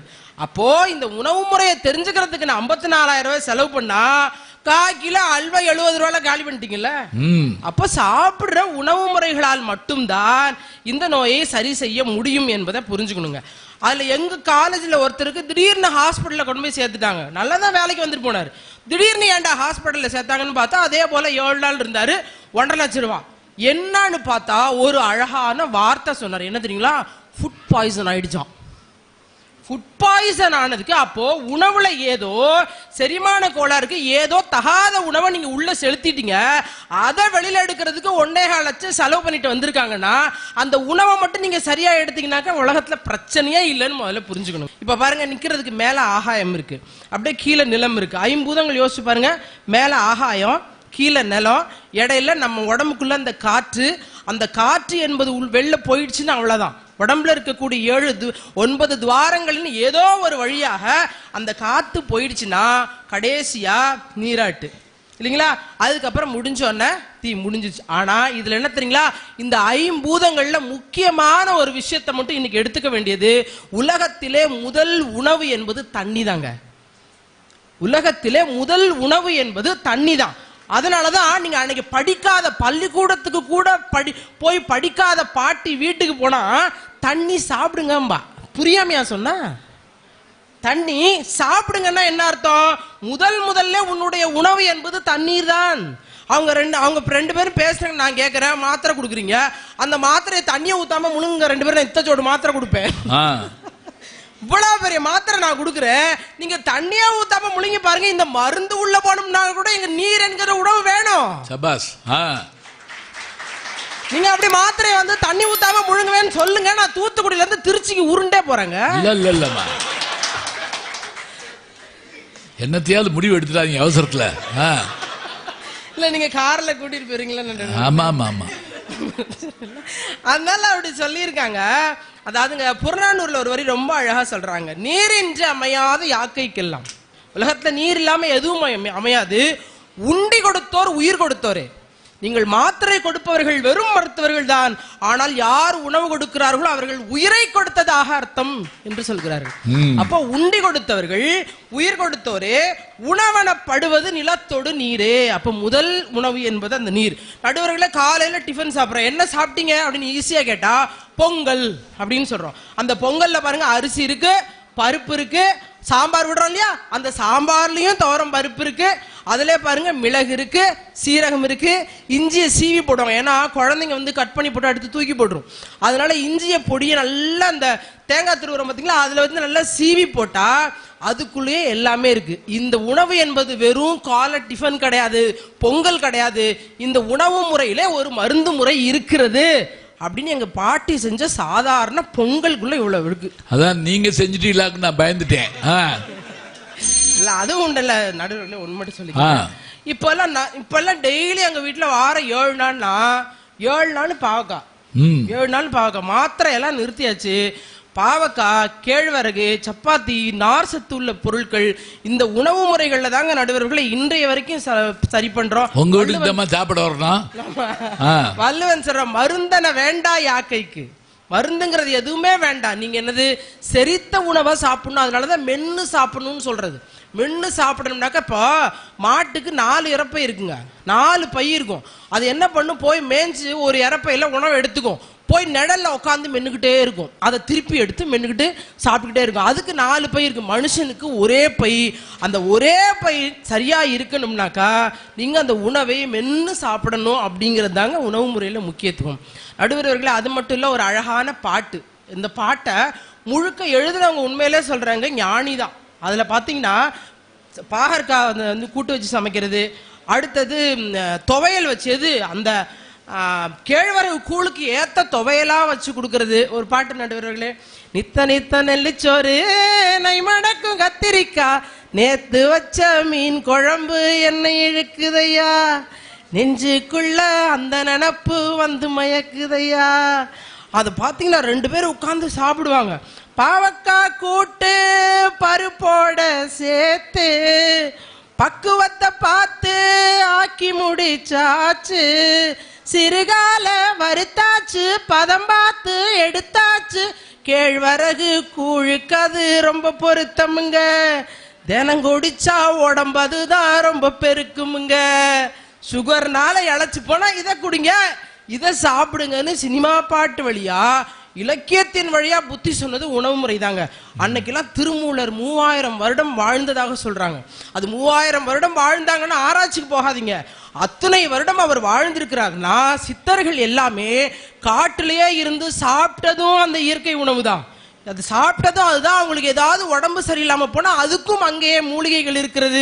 அப்போ பல வருடம் வாழ வேண்டும் என்று சொன்னால் மருத்துவமனைகளும் மாத்திரையும் இல்லாத காலகட்டத்திலே வாழ்ந்திருக்கிறார்கள் என்று சொன்னால் அவர்களுடைய உணவு முறைதான். கவிப்பேரரசு அழகா சொல்லுவாருங்க, 300 ஆண்டு முன்னு கிழக்குது முரட்டு விஞ்ஞானம், 300 ஆண்டு முன்னு கிழக்குது முரட்டு விஞ்ஞானம், நீ 300 ஆண்டு பின்னே செல்வது முழுக்க அஞ்ஞானம். முன்னே வள்ளுவன் பின்னே பாரதி முழங்கினான் ஊருக்கு, முன்னே வள்ளுவன் பின்னே பாரதி முழங்கினான் ஊருக்கு, அட இன்னும் நீங்கள் திருந்தாவிட்டால் இலக்கியம் எதுக்கு கேட்பாருங்க. அப்ப இப்படி இலக்கியத்திலையும் இன்றைக்கும் வாழ்வியல் முறைகளிலும் நாம் கொண்டு வந்ததெல்லாம் உணவு முறைகள் தான் நல்ல மருந்து என்று நீங்கள் நல்ல தீர்ப்பு சொல்வீர்கள் சந்தோஷத்தோடு நடுவரவர்களே. காற்றாட வனம் இல்லை, கால் நனைக்க நதி இல்லை, நாற்றாட வயல் இல்லை, நான் எழுத இடமில்லை, சகாராவில் விட்டாலும் தமிழ் கொண்டு சேர்ப்பேன், சுடும் தார்ச்சாலை மீதும் ஓர் தாமரையாய் பூப்பேன். நன்றி, வணக்கம். நல்ல அழகா பேசினாங்க. நீர் எப்படிப்பட்ட உணவுன்னாங்க. வெறும் தண்ணியை மாத்திரம் குடிச்சிட்டு கூட வாழலாம். இன்னும் சொன்னா உண்ணாவிரதம் முடிக்கிறப்ப கூட உடனே பிரியாணி கொடுக்க மாட்டாங்க, உடனே ஒரு நீர் தண்ணி தான் கொடுப்பாங்க, ஜூஸ் கொடுப்பாங்க. அந்த நீர், அதிலிருந்து வருகிற உணவு, இதை கட்டுப்படுத்தினாலே போதுங்கிற விஷயத்த நிறைய ஆதாரங்களோடு சொன்னாங்க. அவர்களுக்கு நம்முடைய பாராட்டை சொல்லி 4 பேருக்கு ஒரு கைதட்டு நல்லா கொடுத்துருங்க. அருமையா பேசினாங்க. எனக்கு இன்னொரு மகிழ்ச்சி என்ன அப்படின்னா, எல்லாரும் இருந்து கேட்டீங்க, இது பெரிய சந்தோஷம். ஏன்னா வந்திருக்கவங்க போகாமல் இருந்தனாலே நாம் வெற்றி பெற்றோம்னு தான் அர்த்தம். ஒரு ஊருக்கு போயிருந்தாங்க, 3000 பேர் கூட்டம், அப்படியே குப்புறப்படுத்துங்கிறாங்க. அதில் பட்டிமன்றம், அதில் இந்த அம்மா வந்து பாட்டு பாடிக்கிட்டு இருக்கு, உள்ளத்தில் நல்ல உள்ளம் உறங்காதுன்னுக்கிட்டு இருக்கு. அதில் ஒரு போய் எந்திரிச்சு பார்த்துவீங்க, இன்னும் போலோடை அப்படிங்கிறா. அவன் எந்திரிச்சப்பெல்லாம் நாங்கள் உட்காந்துருந்துருக்கோம். நல்ல விஷயங்களை அருமையாக கேட்குறீங்க. இப்போ தீர்ப்பு சொல்லணும். என்ன சொல்றது, என்ன சொல்றதுன்னு எங்களை கேட்டால் என்ன சொல்றதுன்னு நீங்கள் சொல்லக்கூடாது. இப்போ மருந்துக்கான செய்திகள் எல்லாம் சொன்னாங்க. நல்லா நினைவு வச்சுக்கோங்க, இது வேணும் அது வேணாங்கிறதெல்லாம் தீர்ப்பு கிடையாது. உணவு மட்டும் எடுங்கள் போதும், மருந்து மட்டும் எடுங்கள் போதும் இல்லை, ரெண்டே எடுங்கள். அது முதல்ல சொல்லிருக்கலாம், நாங்கள் போயிருப்போம்ல, அது இல்லை. மருந்துக்கான காரணங்களை அவங்க அழகாக சொன்னாங்க. எப்படி எடுக்கணும், எந்த நேரத்தில் அதை கொண்டு வரணும். உணவு எடுக்க வேண்டிய நேரத்தில் உணவு எடுக்க வேண்டியதுதான். ஆனால் மருந்து எடுக்கணும்னு வந்தாச்சுன்னா அதுக்குரிய முறையை பார்க்கணும், அதுதான் முக்கியம். மருந்து எடுக்க வேண்டிய அவசியத்தில் அந்த நேரம் போய் இட்லி ஊட்டக்கூடாது. இறைவன் இருக்கேன் இட்லி தின்னு அப்படி சொல்லக்கூடாது. எப்படித்தான் இருந்தாலும் என்ன வகையான விஷயங்கள் இருந்தாலும் அறிவுன்னு ஒன்று இருக்கு. நம்ம எதுக்கு எடுத்தாலும் கடவுளை வைவோம். சில பேர் பஸ் வரலைன்னா கூட கடவுளை வைவாங்க. ஏன் என்னை இப்படி சோதிக்கிற அப்படின்னா, பஸ் வராதுக்கும் கடவுளுக்கு என்ன சம்பந்தம்? அதில் இன்னும் சில பேர் நான் உப்பு வைக்க போனால் மழை பெய்யுது, அப்புறம் என்ன மாவு வைக்க போனால் மாவு வைக்க போனால் காத்தடிக்குது, உப்பு வைக்க போனால் மழை பெய்யுது, நான் என்ன செய்ய? ஏன் ரெண்டையும் சேர்த்து மசாலா வடை வைக்க வேண்டியதானே? இதுக்கு எதுக்கு கொஞ்சம் அழுகிற? எல்லாவற்றுக்கும் கடவுள் காரணம் இல்லைங்க. கடவுள் நமக்கு அறிவையும் கொடுத்துருக்கிறார். அந்த அறிவை பயன்படுத்தணும். எவ்வளவு கஷ்டப்பட்டு மருந்துகள் கண்டுபிடிக்கப்பட்டிருக்கு யோசிச்சு பாருங்க. இன்னும் சொல்ல போனால் இந்த விஷம் உயிரை கொள்ளுங்கிறத கண்டுபிடிச்ச அந்த விஞ்ஞானி இறந்து போனார் தெரியுமா உங்களுக்கு? அந்த ஒரு வகையான விஷத்தை இப்படி நாக்கில் வச்சுக்கிட்டு அது என்ன செய்யுதுங்கிறதுக்கான எக்ஸ்பெரிமெண்டல் இதை எழுதுகிற போது கொஞ்சம் கொஞ்சமாக உயிர் போயிட்டே இருக்குங்கிறது, அது முடியறதுக்குள்ளே அந்த அவருடைய உயிர் போயிடுச்சுங்க. அப்போ சைனைட்டில் இதை சாப்பிடக்கூடாதுன்னு கண்டுபிடிச்சி நமக்கு தரதுக்கு ஒருத்தர் உயிர் விட வேண்டி இருக்கிறதுன்னு சொன்னால் மருந்தெல்லாம் அவ்வளோ சுலபமாக கண்டுபிடிக்கப்படுறதில்லைங்க. எவ்வளவு சிரமப்பட்டு எவ்வளோ பேர் கொடுக்கப்படுத்துறீங்களா? நான் உலக நாடுகள்லாம் போயிருக்கேன். அமெரிக்காவில் ஒரு மருந்து மார்க்கெட்டுக்கு வருதுன்னு சொன்னால் அது எத்தனை லட்சம் பேருக்கு கொடுத்து அதை எத்தனை லட்சம் பேர் பார்த்து அதன் மூலமாக அவங்க வந்து சர்டிஃபிகேட் பண்ணி கொண்டு தர்றாங்கிறத நம்ம பார்க்கணும். டக்குன்னு சொல்லிடுறான், ஏன் அங்கே போகிற, அந்த மருந்து என்ன ஆகும் அப்படிங்கிறோம். இல்லை, சிலருக்கு சேராமல் போகலாம், சிலருக்கு ஒத்துக்கிறாமல் போகலாம், எல்லாத்துக்கும் அப்படி இல்லை. இன்னும் சில பேர் வந்து டாக்டரை குழப்புவாங்க. எப்படி போன வட்டம் கொடுத்தீங்களா அந்த மஞ்சள் மாத்திரை கொடுக்க அப்படிம்பாங்க. அவருக்கு இவன் யாருன்னே மறந்து போயிடும். அப்புறம் எப்படி மஞ்சள் மாத்திரைங்க அவருக்கும். இன்னொன்று சில பேர் கிராமத்துல எல்லாம் பார்த்தீங்கன்னா ஒரு ஊசியை போட்டிருக்கேன் அப்படிமா. எதுக்குன்னு கேட்டால் அதில் சொல்லிட்டு வந்துட்டேன் ஊசி போட்டாரேன்னு. அது ஒரு பெருமை, ஊசி போட்டு வந்தேன் டாக்டர்கிட்ட போய் அப்படிங்கிறது. இதெல்லாம் உண்டு. மருந்தினுடைய முக்கியத்துவத்தை அழகாக சொன்னாங்க. ஒரு எல்லை மீறுகிற போது மீண்டும் மீண்டும் அந்த இடத்துல நாம் என்ன செய்து கொண்டிருக்கக்கூடாது, உணவின் மூலமாக கட்டுப்படுத்த முடியாது. தீப்பிடிச்சு எறிகிற வீட்டில் அதை அணைப்பதற்கான முயற்சிகள் எடுக்க வேண்டும் என்று தவிர வேகிற வீட்டுக்கும் தோன்ற கிணறுக்கும் நாம் வந்து ஒட்டு போடக்கூடாது.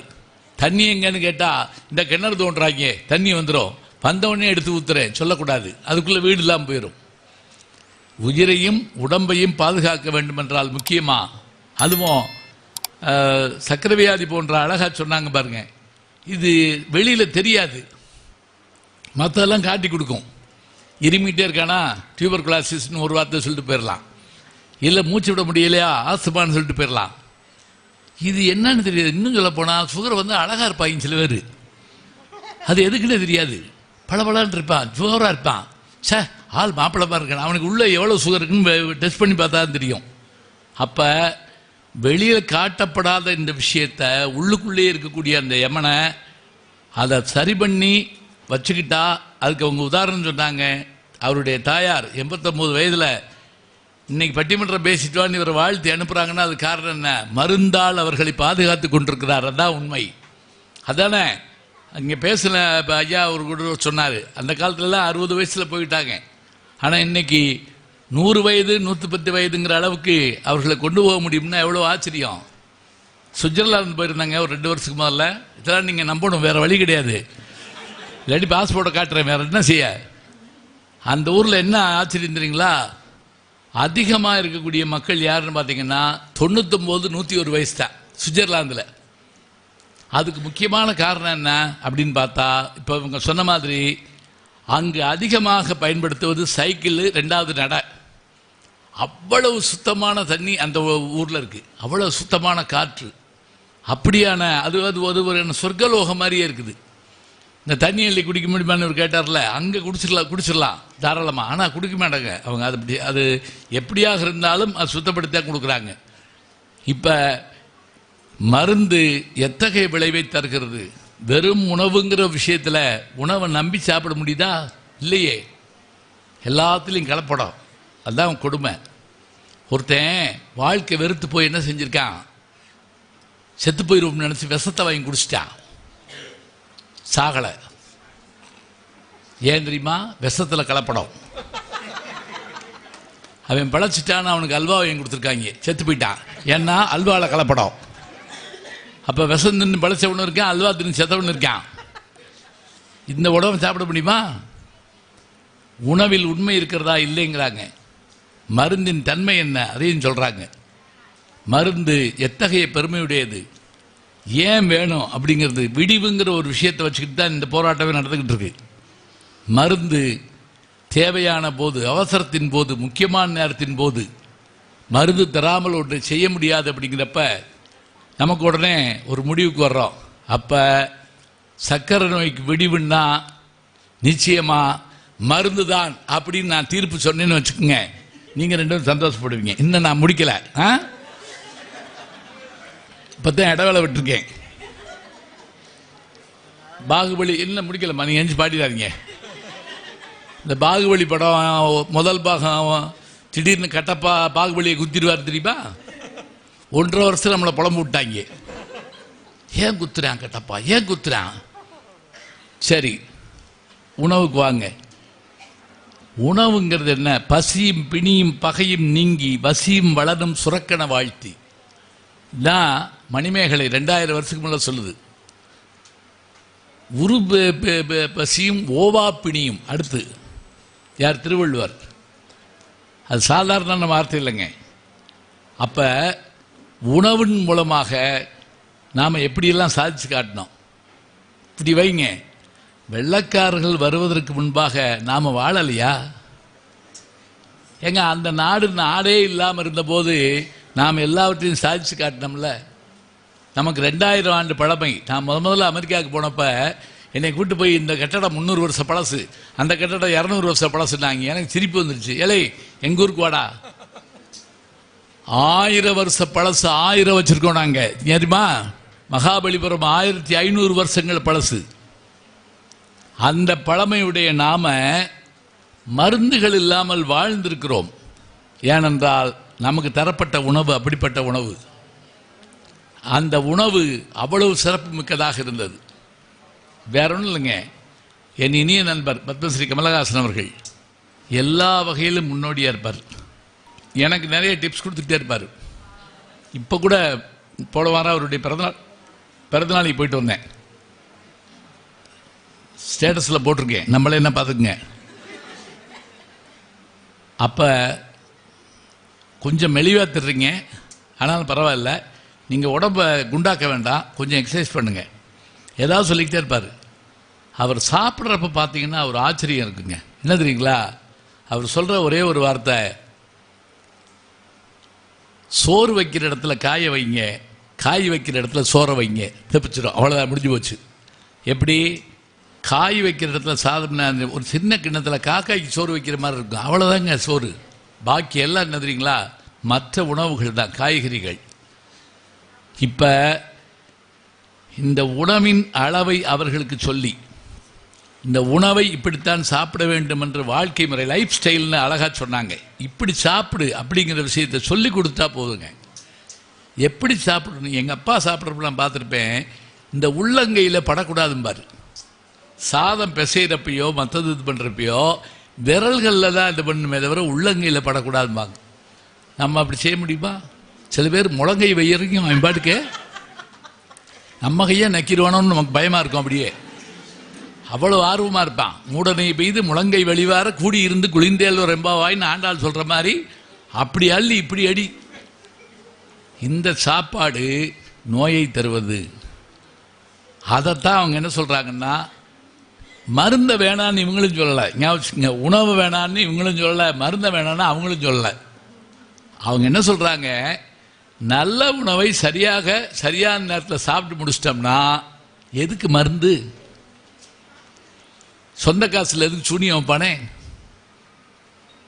8 புரோட்டா சொன்னாங்கல்ல, 8 புரோட்டா சாப்பிட்டு சில பேர் மந்தமாக இருக்கு, அது மோடம் போட்டிருக்கா, சரியாக பசிக்க மாட்டேங்குது.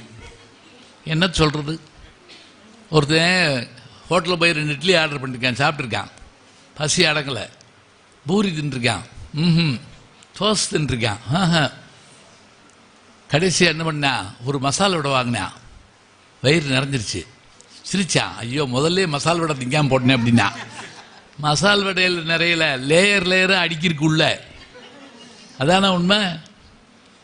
சாப்பிட்ற முறைகளில் நம்ம சரியாக வச்சுக்கிறணும். கும்பகோணத்தில் ஒரு கல்யாணத்துக்கு பட்டிமன்றத்துக்கு போயிருந்தோங்க, பேசிட்டு ஒழுங்காக வந்திருக்கலாம், சாப்பிட்டு தான் போகணும்ட்டாங்க. 5000 பேர் கூட்டம், அதில் போய் நாங்கள் மாட்டி எங்களை சாப்பிட கூட்டு போகிறோம்னு சொல்லி இந்த பக்கம் போய் அந்த பக்கம் போய் அடுத்த தெருவழியாக போய் ஏறி குதிச்சு சிறப்பு விருந்தினராக நாங்கள் எங்களை கூட்டு போகிறாங்க. அதில் என் கூட வந்த ஒருத்தர் சோத்துக்கு இப்படி அலையக்கூடாது அப்படின்னாரு. சும்மா வாயா போயிட்டோம். போய் கதவை திறந்தா உள்ளே என்ன இருக்காங்க, அதில் கொண்டு போய் சாப்பிட்றவங்களுக்கு பின்னாடி கொண்டு எங்களை நிப்பாட்டாங்க. நாங்கள் நின்றுக்கிட்டு இருக்கோம், அது சாப்பிட்டுக்கிட்டே இருக்காங்க. அதில் என் முன்னாடி இருந்தவன்லாம் மோர் வாங்கிட்டு திருப்பி சாம்பாருக்கு வந்துட்டான், அது அவன் இஷ்டம்.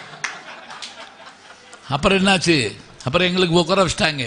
திரும்பி பார்த்தா எங்களுக்கு பின்னாடி 5 பேர் நிற்கிறாங்க. அதில் ஒருத்தர் லைவ்ல சொல்லிக்கிட்டு இருக்கேன், ஆமாம் அவர் தான் 3வது தடவை சாம்பார் வாங்குறாரு என்ன சொல்லிக்கிட்டு இருக்கான். முந்தியெல்லாம் எப்படி சாப்பிடுவோம், ஒரு பலகை மேட்டு அதில் உட்காந்து கீழே சாப்பாடு இருக்கும். அப்படின்னா என்ன தெரியுமா, உணவை சாப்பிட்றப்ப வயிறு உள்ள அடங்கி இருந்தால் அதிகம் சாப்பிட மாட்டோம். இப்போ வெள்ளைக்காரன் சாப்பாடு மேலே இருக்கு, நம்ம கீழே உட்காந்து அது பாட்டுக்கு போகுது. அப்புறம் என்ன பண்ணுறது? இப்போ எல்லாம் பந்தி எப்படி, டேபிள் போட்டு சீட்டு விரித்து இலை போட்டு 18 காய்கறி வச்சு அப்போ தாங்க சாப்பிட ஆரம்பிச்சிருப்போம். கடைசியாக உட்காந்துருந்த ஒரு பையன் என்ன பண்ணான் தெரியுமா, ஃபோனில் அப்படியா மாப்பிள்ள அப்படின்னு சொல்லிட்டு எந்திரிச்சு போகிறோம்னு சொல்லி அந்த சீட்டை பிடிச்சி ஒரு இழுத்து விட்டு போயிட்டான். எங்கள் எல்லார் இலையும் இங்கிட்டு போயிடுச்சு. அதுக்குள்ளே பொண்ணோட தாப்பினார் ஓடியாந்து இங்கிட்டு பிடிச்சி இழுத்து விட்டாரு. எனக்கு என்னன்னா இன்னைக்கு வரைக்கும் சந்தேகம், திரும்ப ஏன் இலையில தான் சாப்பிட்டடா? ஏன்னா மனுஷ மனசு தானே. அதில் என் கூட உட்காந்துருந்த ஒருத்தன் என் ஜிலேபியில் ஒரு சுத்த காணும் அப்படிங்கிறான். ஏன்னா அதுக்குள்ளே எடுத்துருப்பாங்க. சாப்பிட்றப்ப அந்த சாப்பாட்டினுடைய அளவை மூளைக்கு உணர்த்தணும். போதுங்கிற விஷயம் என்னங்க, செல்வம் என்பது சிந்தையின் நிறைவுன்னாரு யாரு, குமரகுருபரர். பணம்னு என்னன்னு கேட்டால் 50 ரூபா சம்பாதிக்கிறவனு வாழ்றான்ல, யோசிச்சு பாருங்க. 5 லட்ச ரூபா சம்பாதிக்கிறவனும் தூங்காம திடுறான், 50 ரூபா சம்பாதிக்கிறவனும் சந்தோஷமா திடுறான். இது எதில் இருக்கு? மனம். இதில் தான் எல்லா வகையான விஷயங்கள் இருக்குது. அப்போ இந்த நோய்க்கு விடிவு, அதான் முக்கியமான வார்த்தை. சர்க்கரை நோய்க்கு விடிவு என்று சொன்னால் நம்ம பழக்கப்பட்டவங்க தாங்க. உடம்பு சரியில்லைன்னா என்ன செய்யறோம்? ஏய் கஞ்சியை வச்சு குடி. முதல்ல டாக்டர் சொல்ற ஒரு வார்த்தை என்ன தெரியுமா? சாப்பாட்டு முறையை மாத்துறாரு. காரம் சாப்பிடாதீங்க, அல்சரா இருக்கு, உணவுல தானே வர்றாரு. காரம் சாப்பிடாதீங்க, கஞ்சி குடிங்க, அது பண்ணுங்க இது பண்ணுங்க அப்படின்னு சொல்றாங்க. அப்ப உணவு என்று வருகின்ற போது கலப்பட உணவு எடுக்க வேண்டாங்க, அது உண்மைதான். ஆனாலும் கூட நாம் நம்முடைய கட்டுப்பாட்டுக்குள் வீட்டு சாப்பாடு சாப்பிடுகிற போது அந்த ரசம் வச்சு கொடுக்குறப்ப மிளகு ரச்சம் வச்சு கொடு, வாய் புண்ணா இருக்கு மிளகு தக்காளி வச்சு, இந்த உணவு மூலமே சரி பண்ண முடியுங்க. நீராகாரம் சாப்பிடு, இந்த வெள்ளைக்காரன் சொன்னால் ஒத்துக்குருவான், நம்மளாம் செய்ய மாட்டோம். எதா இருந்தாலும் வெளிநாட்டுக்காரங்க தான் சொல்லணும். அதனால தான் நம்ம என்ன பண்ணுறோம், உள்ளூர் நாய் வளர்க்க மாட்டோம். பார்த்துருக்கீங்களா? பூரா வெளிநாட்டு நாய் தான். ஒரு வீட்டுக்கு போயிருந்தேன், உருண்டே ஒரு நாய் வச்சுருந்தாங்க. அது கடிக்குமான்னே கடிக்காதுட்டாங்க, குலைக்குமான்னே குலைக்காதுட்டாங்க. அது எதுக்குன்னு தெரியல. அந்த நாய் அது மெத்தையில் பட்டு தூங்குது, அவர் வெளியே சேர் போட்டு உட்காந்துருந்தாரு. ஏன் நீங்கள் இங்கே உட்காந்துருக்கீங்கன்னே, 1 லட்ச ரூபா போட்டு வாங்கின நாய் எவ்வளோ தூக்கிட்டு போயிடுவாங்க. நாயை வெளியே கட்டி போட்டு நம்ம படுத்துருந்த காலை மாறி போய் நாயை படுக்க வச்சு நம்ம காவை காத்துக்கிட்டோம்னா நிலப்ப மாறி போச்சுன்னு தானே அர்த்தம். முத்தி போச்சுன்னு அர்த்தம், நாரி போச்சுன்னு அர்த்தம் இல்லை. அப்போ உணவு என்கின்ற அந்த அற்புதமான விஷயத்தில் நாம் கட்டுப்பாட்டுக்குள்ளதை வைத்துக்கொண்டு நம்முடைய கண்ணெதிரே நமக்கு தெரியாமல் உள்ளே போகுமா சொல்லுங்க பார்ப்போம். இல்லை, நம்ம கையில் எடுத்து வாயில் போட்டு மென்று தின்னு உள்ளே போய் இதாக வரும்ல. அப்போ நம்முடைய கட்டுப்பாட்டில் அதை வைத்துக்கொண்டு நம் மூளைக்கு சொல்லி வேண்டாம் சாப்பிட்டேன்னா கெட்டு போகும், இது விஷம் வேண்டாம், இது கூட வேண்டாம் அப்படி சொல்கிறோம்னு சொன்னால், அப்படியான நிலையில் இந்த நோயை இனிமே கட்டுப்படுத்தணும். ஏன்னா சொன்ன மாதிரி இன்னும் 10 வருஷத்தில் என்ன ஆகுமோ நமக்கு தெரியாது. அப்போது நாம் கடைபிடிக்க வேண்டியது மேலும் மேலும் மருந்தை கூட்டிக் கொண்டு போவதை காட்டிலும் மேலும் மேலும் உணவு கட்டுப்பாட்டில் இதை சமாளிக்க முடியும் என்ற நம்பிக்கை இருப்பதால் சக்கரை நோய்க்கு விடிவு என்று நான் நினைப்பது, நல்லா ஞாபகம் வச்சுக்கங்க, நான் நினைப்பது உணவுதான் உணவுதான் உணவுதான் என்று சொல்லி நல்ல வாய்ப்பை தந்த பெருமக்களை வாழ்த்தி வணங்கி, நோய் நாடி நோய் முதல் நாடி அது தணிக்கும் வாய் நாடி வாய்ப்பை செயல்னு சொல்றாருன்னு சொன்னா, அந்த நோய் முதல் நாடுதல் உணவு தான். அதனால தான் அவங்க சொன்னாங்க செரிச்சிருச்சுன்னா அப்புறம் சாப்பிட்ற உணவு மருந்து தான் சொன்னாங்க. அதை நீங்கள் ஏற்றுக்கொள்ள வேண்டும் என்று கேட்டுக்கொண்டு விடைபெறுகிறோம். நன்றி, வணக்கம். மறக்காம சர்ப்ரைஸ் பண்ணுங்க. தேங்க்யூ. வணக்கம். அன்புக்குரிய யூடியூப் நேயர்களே, நீங்கள் இன்னும் என்னை நெருக்கமாக பின்தொடர வேண்டும் என்று சொன்னால் ட்விட்டர், இன்ஸ்டாகிராம், ஃபேஸ்புக் போன்ற சமூக வலைதளங்களில் பின்தொடர்ந்து வாருங்கள். நாம் முன்தொடர்ந்து செல்வோம்.